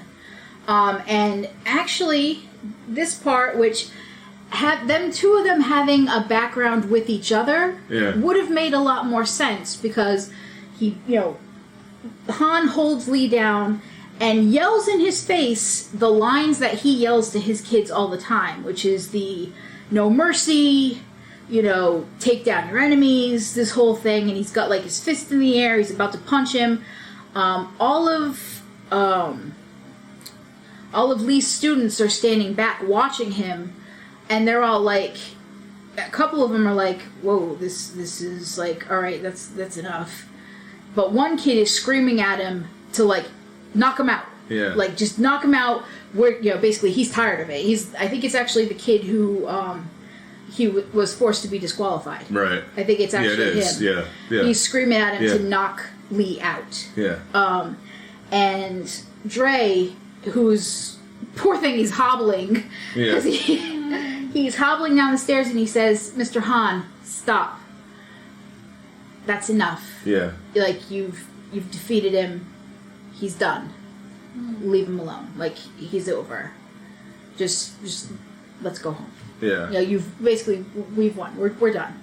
And Mr. Han just kind of realizes where he is, realizes what he's done, looks down at him, and he's like, just lets him go, gets up, goes over to Dre, grabs him.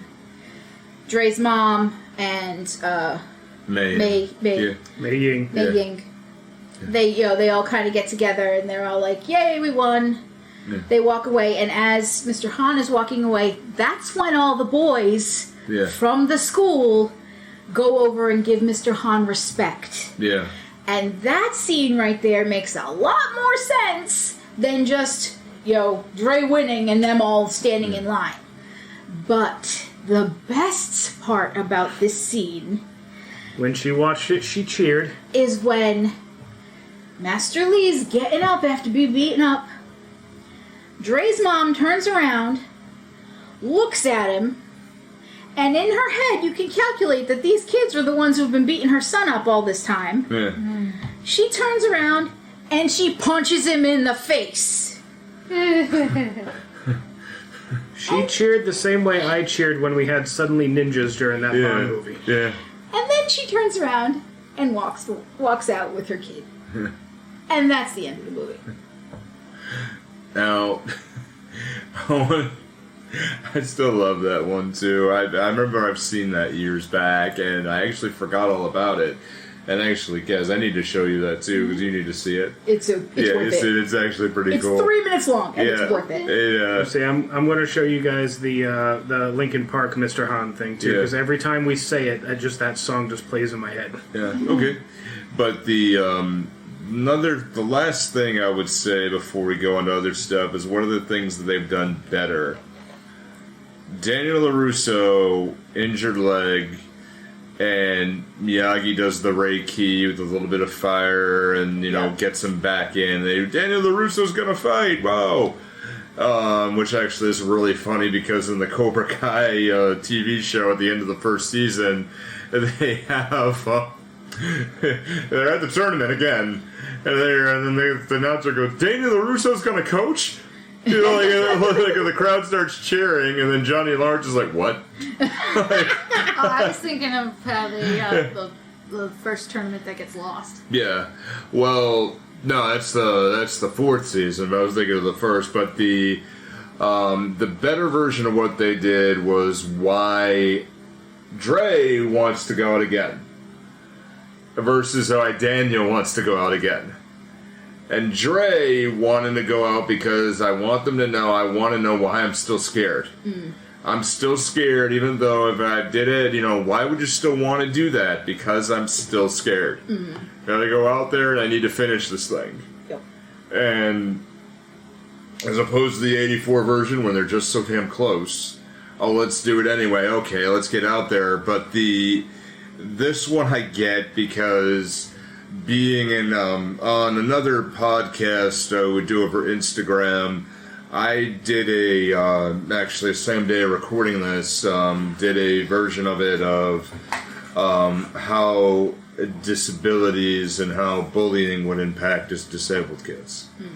And, speaking from somebody who has CP and how everything I had to do in order to get around that. And that one spoke to me more. Because you have the child who is like, I'm still frightened. And I can't tell you how many times I have felt frightened. Of walking into a situation and even for a job interview. Being scared to death of having to shake somebody's hand. Which... Going for a job interview during COVID times was real easy. Yeah. Comparison to that. Like, no hands? Like, gotcha. Cool. We good. Like, we good. I'm okay with that. Yeah, good. Okay, all you can do is fist bumps now, dude. I've been doing that since 2013. Gotcha now. But still the difference is we have to be able to understand what the conveyance is. This is why it's better because he's a prepubescent child. Right. A little kid who doesn't really know anymore. Now he's saying, I'm still frightened. After all of what he's had done, he's moved to China. Doesn't really have any friends. He's a literal fish out of water going, hey, I've got to finish this because I'm still frightened. And Jackie Chan, as Mr. Han, going, yeah, dude, I get it because I'm scared too. Yeah. Like, you know what? Yeah. Right. Okay. Yeah. Okay. And that just hit it. I'm like, this is why this is a fantastic flick. Because it says it more than anything, and maybe it's because of my point of view it seems different, but who knows? Yeah, who knows? But that's Karate Kid 2010, and one point I did not mention, but wanted to save it till the end here, is the bitching about why this isn't called Kung Fu Kid. Yeah, why isn't this called Kung Fu Kid? It's not karate, it's a fuck off. Okay, It's an artifact title. Just simply fuck off. If you're looking for something that bad, yes, it has a little bit of flaws, and if you're looking for a perfect replication of the 84 movie, you're not going to get it, but this is a remake done correctly. And I can look at it this way. If people want to complain about something, there's a D&D movie coming out next year that's probably not going to follow the rules, 1-to-1, so go complain about that. Right, and I get it. It's a replica it's a remake that's done right. And I remember, I always bring up the example because this is something where people always said, oh, remakes are stupid.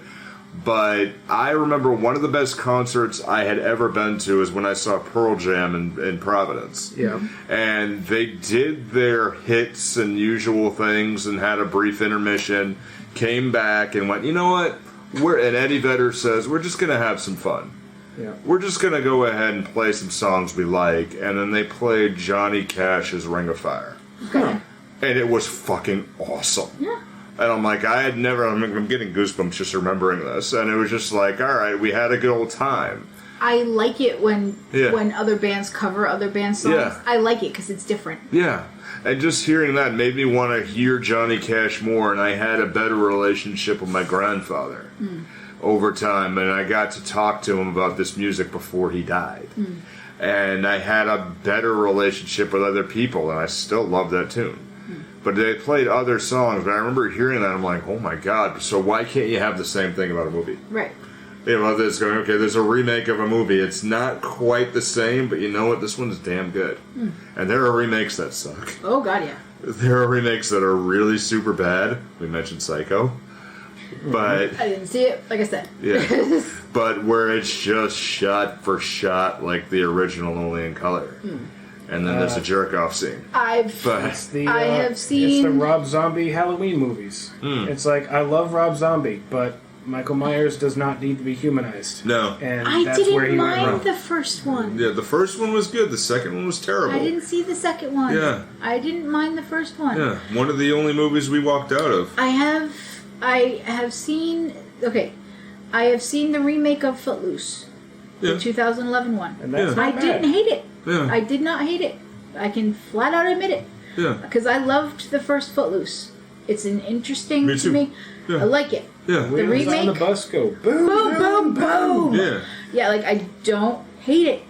I have seen it quite a bit. The fact that he's from Boston and has a very thick Boston accent makes me giggle every single time. So, and he's really short. Yeah. And Redneck Uncle is great. in the Redneck remake. Uncle is so much better Whereas in the Redneck remake. Uncle in the original is just a douche. Yeah. Yeah. His uncle is actually amazing in the remake. There are plus points to it. Yeah. And Julianne Ho's in it. Hogue? Yeah. Yeah. Oh, I think it's pronounced Ho. Ho? Yeah. Is it? I don't know, but I like her. Huff. So Huff? Is it Yeah. Huff? Huff. Okay. Huff. Okay. Yeah. I like her. Yeah. Don't care. Yeah. I like her. She's Yeah. a great actress and Yeah. she's got a great voice and she's awesome in it. Yeah. So I agree. I agree with you. she's like there are plus points to that movie. So Yeah. Yeah, and you see why remakes, and this is why I needed to say that, because this is one, and originally I pushed against it because it was a remake of the '84 one, and ended up loving this more. right. You know, it's a little shorter than the original too. Is it really? Yeah, by This one about was like like- 30 minutes. Really? Yeah. The original was 3 hours because this one was 2 hours 20 minutes. Yeah. Like I said, It in was this a one you little over 2.5 hours. like in this one you could actually cut 20 minutes off, like I told you. Yeah. If you just kind of back off some of the aerial shots, you Yeah. could actually cut like 20 minutes Well, off. that's also from the original where they had that giant ass date scene that just Yeah, took forever. yeah. And because they pay the rights to a movie, they have to show all of it too. I know. Now, see, this one was this is from the Travel Bureau of China. Well, You like this, right? well, I don't remember the aerial shots standing out as Yeah. the Great Wall There of were a China. lot There were a of them. lot Yeah. of Well, there, yeah. They weren't super long, but there were a lot. There Well- were a lot of let's pan over this neighborhood. Yeah. Let's pan over this area. Well- Let's take a look at this Yeah. place. Let's take a look at this. I need- just establishing. Yeah. shots. It's like a Well, long scenery point yeah. of the Forbidden City. Yeah. Not that I Well, was a problem with that. Yeah, and, you know, Will Smith and Jada Smith actually said that they did the Great Wall of China because they could. That didn't need to happen. You did not need an aerial shot of Jackie Chan and Jaden Smith practicing. No. At that point, or running down the wall of this. No. And it's in See, when they're on Yeah. that flat roof Yeah. doing the practicing, I'm thinking to myself, I'm like, I don't think you can get there without special permissions to get on that. No. particular That piece much of it. is very true. No. No, you can't. And they had the opportunity to do it, so they did it. Yeah. Yeah. So they did it, and there's some it's in the DVD extra scenes and stuff, and you can see Jada just flat out says it. She's in the back watching this. She's going, you know what, this is really awesome. So can we do a little bit more and just we're paying for this, keep it going. The budget was $40 million. This Yeah. movie grossed $359 million. Yeah, This movie was a it hit. was a success. Yeah. It was a success. Locally had hit or miss, but then it still It still did it. It came out Still the worked out. same time as the A-Team. Yeah. It was a summer hit. yeah. So it was around the time where there wasn't actually that much coming out. Like it came out at the right time in Yeah. the US. And in the US it grossed something like $180 million. And it made more money overseas. Yeah. Which makes sense because it was, Very in clearly, China. yeah. You just reminded me that there was an A-Team remake. And Yeah, there was. I It came don't out know the same week. And I'm Yeah. not sure how to process that. Yeah. That movie apparently wasn't that good. No, it failed, but massively. Massively. I remember we went to a theater that is no longer in operation now. Wasn't it Kimbo Slice was B.A. Baracus? I have no Yeah. idea. I think so, yeah. Okay. I But just vaguely remember that. we went to a theater that's no longer there, and this was all they were showing. Really? Yeah, at some point, because there were other movies that just bombed so badly, they just stopped selling tickets. Wow. Like, I could be wrong on that one. There could have been like one or two things like still playing after a little while, But I remember this was in the main theaters, and this was like, usually there's like 12 different theaters. This was in all 4 of the main ones. Wow. That was just a rough summer. Yeah, there was nothing going on that was working. Yeah. Was it the theater up in Seekonk? Yes. I was where we saw Dragon Ball Evolution there. Yeah. And talking about movies that didn't work. Yeah. Yeah. It had one good scene, the rest was terrible. Yeah. Oh, we saw that on opening day, first showing. Yeah. And then we walked out of there going, why? I get you. Oh. Alright, so that's been Karate Kid 2010. We're going to tell you about some 44 to media stuff, and we'll come back with some fantasy casting.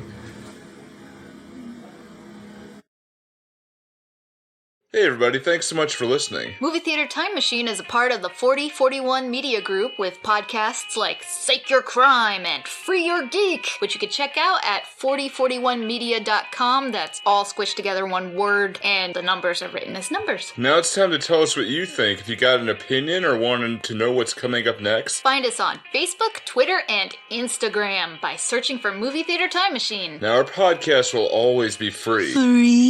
To subscribe and share. But if you'd like to help us build a bigger, better podcast, not to mention our confidence, you can find merchandise designed by me, Kaz, at Zazzle. Or check out the Kaz Foxen's Animal Shop at Zazzle for cute animal gifts and pet supplies. Thanks so much, and back to the show. And we are back. I did want to mention one thing as we did release that we were doing this. I got messages on my Facebook page asking us, are you going to be able to do Game of Death? Are you going to be able to do Sidekicks or any other stuff? Like, okay, Sidekicks would be hysterical. Sidekicks, deep hallucination movie. Yeah. Sidekicks is impossible to find. Yeah. Chuck Norris. The only place I have found it is on YouTube. Yeah, it's... And I think that's how we watched it back in the day. Nobody's really defending it. I surprised her when I said that, like, it was one of those movies that her and I watched and she forgot that we had seen it. I actually forgot that I watched it with him. She's looking at me like, how? Because I tried to find it a while ago. I would love to do Sidekicks. Yeah, just because it's fucking insane. Oh yeah, it's bizarre and stupid, but my god, it's hilarious. It's so funny. It's hilarious. It was like a moment we had in this movie when I was watching it. It's just like kung fu, kung fu, kung fu. Suddenly trained to Hogwarts. It's like this movie has taken a sharp left. Oh lord! But no, they're on the train out to the temple. It's just like, okay, cool, I get it. Yeah, and so are you going to do Sidekicks? Are you going to do others? And I'm like, I don't know. I mean, we're still trying to figure that out. Someday, maybe? Yeah, so, I mean, we'll still, I think that this person, I think, was actually just trying to see if we could extend the martial arts movie month into August. Well, but who knows? Idea. Maybe a later month this year. I don't know specifically when. We could do, like, viewer's choice, call it a grab bag sort of thing. It's like, hey, tell us what to watch. Yeah. Don't worry about a theme. The theme is you guys. Yeah. That kind of thing. We've done that before. I think we were pretty successful, actually, Yeah, thinking, and there was actually a reminder, Brian, thank you. I think you were the one who mentioned to me that 5 years ago, the next month is the first theme month for Movie Theater Time Machine. And I'm like, motherfucker, okay. Like, time flies, Jesus. Okay. Yeah, so, which means it's almost your 5th anniversary, too. Wow. So... Either this weekend or welcome next. to Mel Brooks. Yeah, so just like, damn, that happened. It's almost yours too. Then God, that's true. Yeah, because you came in. No, yours. I think yours was Halloween, wasn't it? Yeah. No, mine was Young Frankenstein. Oh God, it was the first one I did. God, then yeah. And you were with us for Men in Tights. Yep. Yeah. And we weren't able to do the podcast together every week. Yeah. Because we hadn't quite had it figured out at that point, I don't think. No. Yeah. So, which means we're creeping up on Good Burger anniversary. Oh my God, that's crazy. That was one. I'm like, okay, we need somebody, and like, okay, this happened. I'm like, wow, this is I made the Zardoz joke at the beginning, having not actually watched Zardoz yet. And now that we've seen Zardoz, buddy. Yeah. So fantasy casting. Oh Lord. Okay, I got one. All right, I was like, I'm gonna have to pull the. I don't think you can do better on casting angle on this one because I was thinking about it earlier and like. No, I'm trying to think if there was someone better to be in the role of Mr. Han than Jackie Chan, and it's like, no. Yeah. Like You could always resort to joke casting. Yeah. I'm going insanity on this one. Okay, what do we got? Okay, so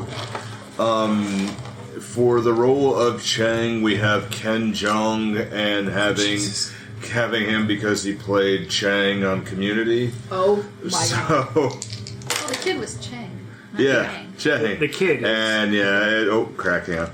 The 35. So 35. So that means that means Ken Jeong. You have a 40-year-old man playing like Beating a 12-year-old boy. Beating a 12-year-old. Whoop their butts! Yeah. Oh my god! Yeah. How do you whoop their butts? Yeah, go Chang. He's a doctor, you realize, right? Yes. Like, he's an actual medical doctor who just happens to be fucking actor. Yeah.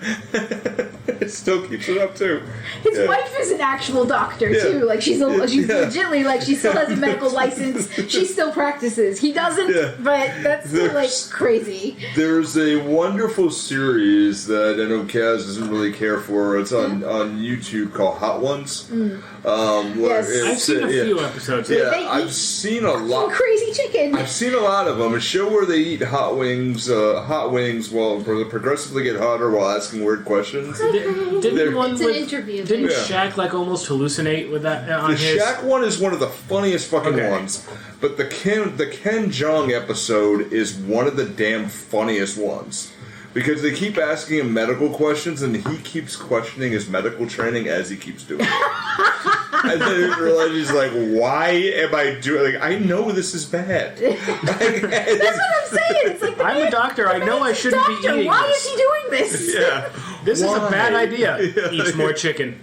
Why am I doing this? Yeah, it's better, but the Shaq one is like up there as the first funny. I'm not making a face. I'm not making ooh. But I think the all-time top one is the first Gordon Ramsay episode. The first one? How many has he done? He came back to do a special for charity. Oh, that's cool. And, then did his own thing, but he keeps pulling out, he's like, I fucking hate this, but he pulls out donuts to try to quell the heat. And pulls out lemon. I remember seeing bits and pieces of the Alton Brown one. Yeah. And it's like, he has such a tolerance, but it got to the point where it was like, okay, this is getting to be a bit much for me, too. Yeah. When he did the differences with Gordon Ramsay, where he stops her at the end, and they have the eighth wing is always the bomb beyond insanity, which is like potent. Yeah. Absolutely potent. He bites into it and he goes, fucking hell, that's not normal. And he turns and goes, I'm worried about my butthole later. That's what I'm thinking. Yeah. That's the only thing. What's going to happen later? And then it comes back to burning like a fire. My stomach on its own is not good. No. Like I have my own set of stomach issues. Yeah. Your stomach yells at you a lot. Yes. Yeah. I like spicy food. Mm-hmm. I eat this very specific thing from a very specific Asian restaurant that Dan cannot eat. Yeah. Okay, now I adore spicy food. Yeah. But this stuff, it's really, really good. Yeah. But it's got that kind of spice that just, at first it's not so bad, but it builds. It builds, it stacks, and by the time you're halfway through it, it's a small little container. Yeah. By the time you're halfway through it, you're like, oh my god, my face. I order it every single time because I love it so much. He can't eat it. I can't do it anymore. Okay? Yeah. Like, my it just- stomach is bad, and I know that every time I get it, it's going to hurt me. Yeah. And I look at this stuff and I go, no. Yeah. It's good. It's tasty. No. I can't do it.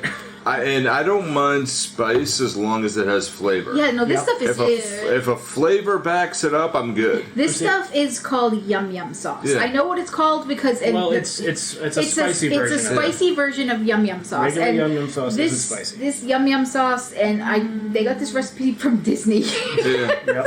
Like legitimately... I've made it. It is good stuff. Yeah. It's good stuff, but they add a lot of fucking pepper to it. It's delicious. Yeah, it's a so variation. tasty. But it's for locals, if you order from Asia One Bistro, Yeah. it's called rock shrimp. It's called rock very shrimp. good. It's so good.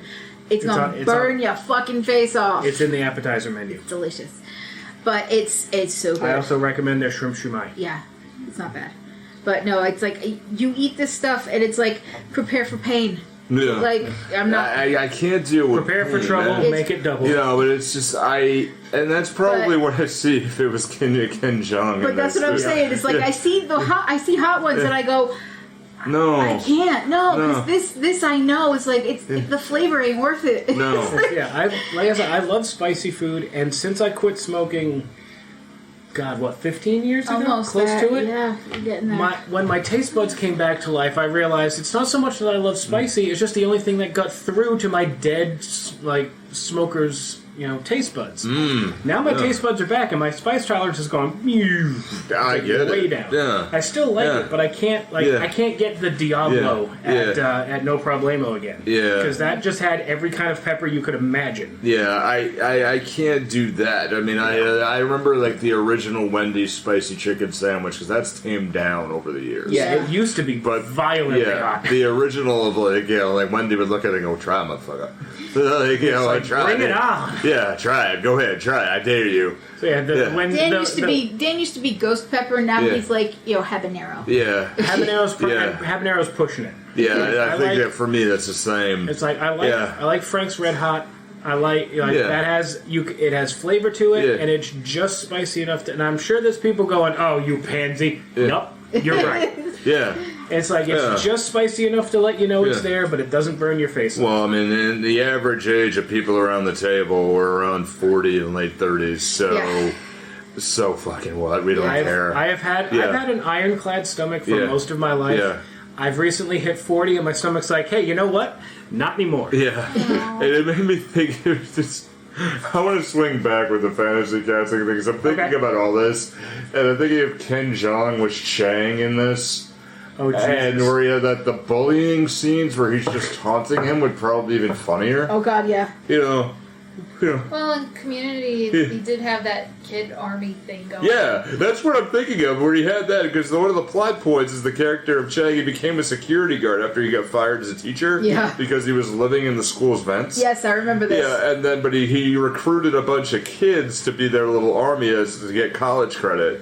And then ended up taking over the school for a little while. Oh, God. So if you have that where Chang would try to usurp Master Lee.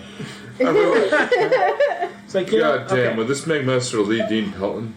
That's what I was going to say. I hope this doesn't awaken anything in me. Yeah. See, I went to a community college. Yeah. It's not nearly that cool. No, it's not. I did too. BCC was boring. Let's be honest here. Man, I had a lot of fun with BCC, and I met a lot of cool people, but it wasn't like that. It was not that fun. No, it was not that fun. It wasn't like that. The classes were not that interesting. Yeah, I took the 4-year plan at a 2-year school. Yeah, I was out in maybe 2. Well, it depends on what classes you took. I took some pretty interesting classes. I had no idea what I wanted to major in when I eventually moved on to a quote-unquote real school. Yeah. And eventually I discovered communications, which, weirdly enough, I seem to be using right now. The communications degree was mainly like, I don't have to write a dissertation? Yeah. Hell yes. Yeah. Right? And I did a business degree where I talked myself into doing it. Yep. Because I was smart at 22. I'm a mom. Yeah, and then I spent 6 months driving myself insane. Yeah, and still to this day, I remember I turned it in. It was a 10-page paper. My professor made me sit in her office while she read it. Yep. Said that I got an A, and I woke up a day and a half later at my house. You got an A. I lived 35 miles away. I do not know how I got home. I have had those days. Yeah. Like at the end of the day, like this. Okay, I want to date this a little bit. We've been dealing with a vicious heat wave this past week. It's why we recorded a little bit late. I ended up spending yesterday, most of it, at the ER because of heat exhaustion. Lucky me. Either way, the heat has been kicking everyone's ass lately. There have been days where I truly just do not remember my drive home. Yeah. I just kind of reactivate as I'm parking my car outside. You're always like, well, that's lucky, I suppose. Yeah. Yeah, I expected, and I remember getting up because I was living with my parents at the time. My bedroom was in the basement. And I expected to be like, you know, like Vincent Vega crashed his car into Eric Stoltz's house. Yes. Yeah. Like, I expected to see my mid-90s Saturn, like, on the porch. It's like you come outside half expecting to go through a whole, like, the hangover situation to find out what exactly happened. Yeah. Yeah, and the car's parked perfectly fine. No problem. You know, it's still like, to this day. It's like, wow, fugue state me is pretty responsible. Yeah. All right, Yeah, cool. 16-ish years later, I'm like, I have no idea how I got home still. Or what the hell happened. Something happened. Yeah, waking up in my bedroom going, okay, that was the thing. Cool. It's like, that happened. I'm glad nobody's hurt. Yeah. I'm going to go back to sleep. Yeah. Can you was a imagine day. if this movie was made with Haley Joel Osment? Oh, Jesus. From Sixth Sense? Yeah. Yeah. Can you imagine if he was in the role of Jaden Smith? Oh, wait, how? Ooh. Ooh. No, not Haley Joel Osment. No. I would go with, what's his nuts? Anakin from episode 1. Oh, God. Let's try spinning. That's a good kung fu trick. Haley Whatever Joel that guy's Osment name. as it, though. Yeah. No. No. I could see him as the whitest boy in all of China. Yeah. Yeah. Like he could do the Harry role, but it's like no, you need someone. You'd push him and he'd fall down. Yeah. Yeah.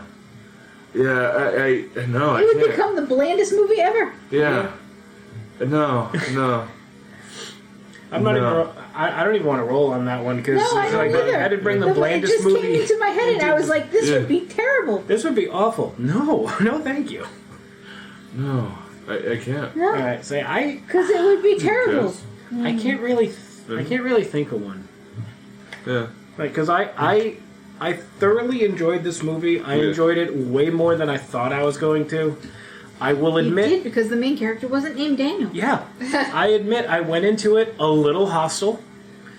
But, I mean, that's just it's from my history. He totally did. He was just like... It's like, I'm in an uncomfortable chair. I don't want to watch this stupid movie. 20 minutes in, I'm just like, you remember?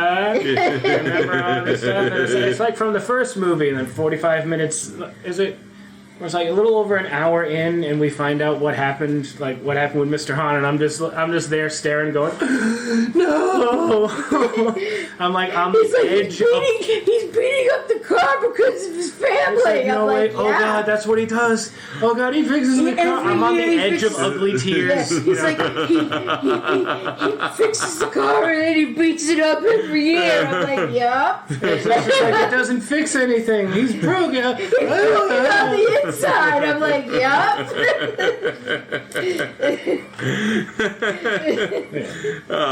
Then, so we'll transition to next week, which brings some fun.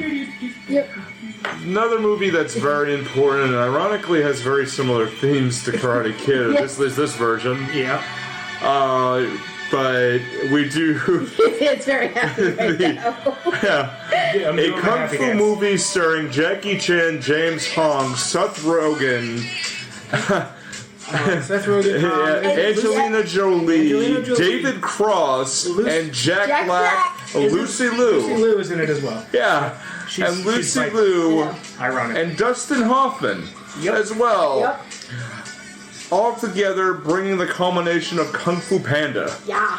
Which is the movie that reminded me personally that the only one can still be successful. And it's a fucking fun one. It is fun. Kung Fu Panda includes a character that I want to play in D&D so bad. Yeah. I want to play a turtle monk. Like, you know who I'm talking about? Yes, I do. Yeah. Turtle is turtle people. I want to play this character. Peaches. Yeah. I will tell a story next time when I was in Universal Studios and accidentally ran over a couple of kids to meet Poe. Out of the way! And like, Poe, and then the 30-year-old running like, this is cool shit. Uh-oh. It's like me knocking out one of my brother's friends because there was a bee. I've done that too. It's fine. But and then crying when I got to respectfully bow to Poe and Poe bowed back. And I'm like, this is awesome. So we Best date ever. Yeah, this is great. And then we went to Harry Potter World, which was still better. But we will see you next time when we cover Kung Fu Panda, the great, most successful martial arts trilogy almost of all time. See you next time. Be good. Take care of yourself, but don't be too good.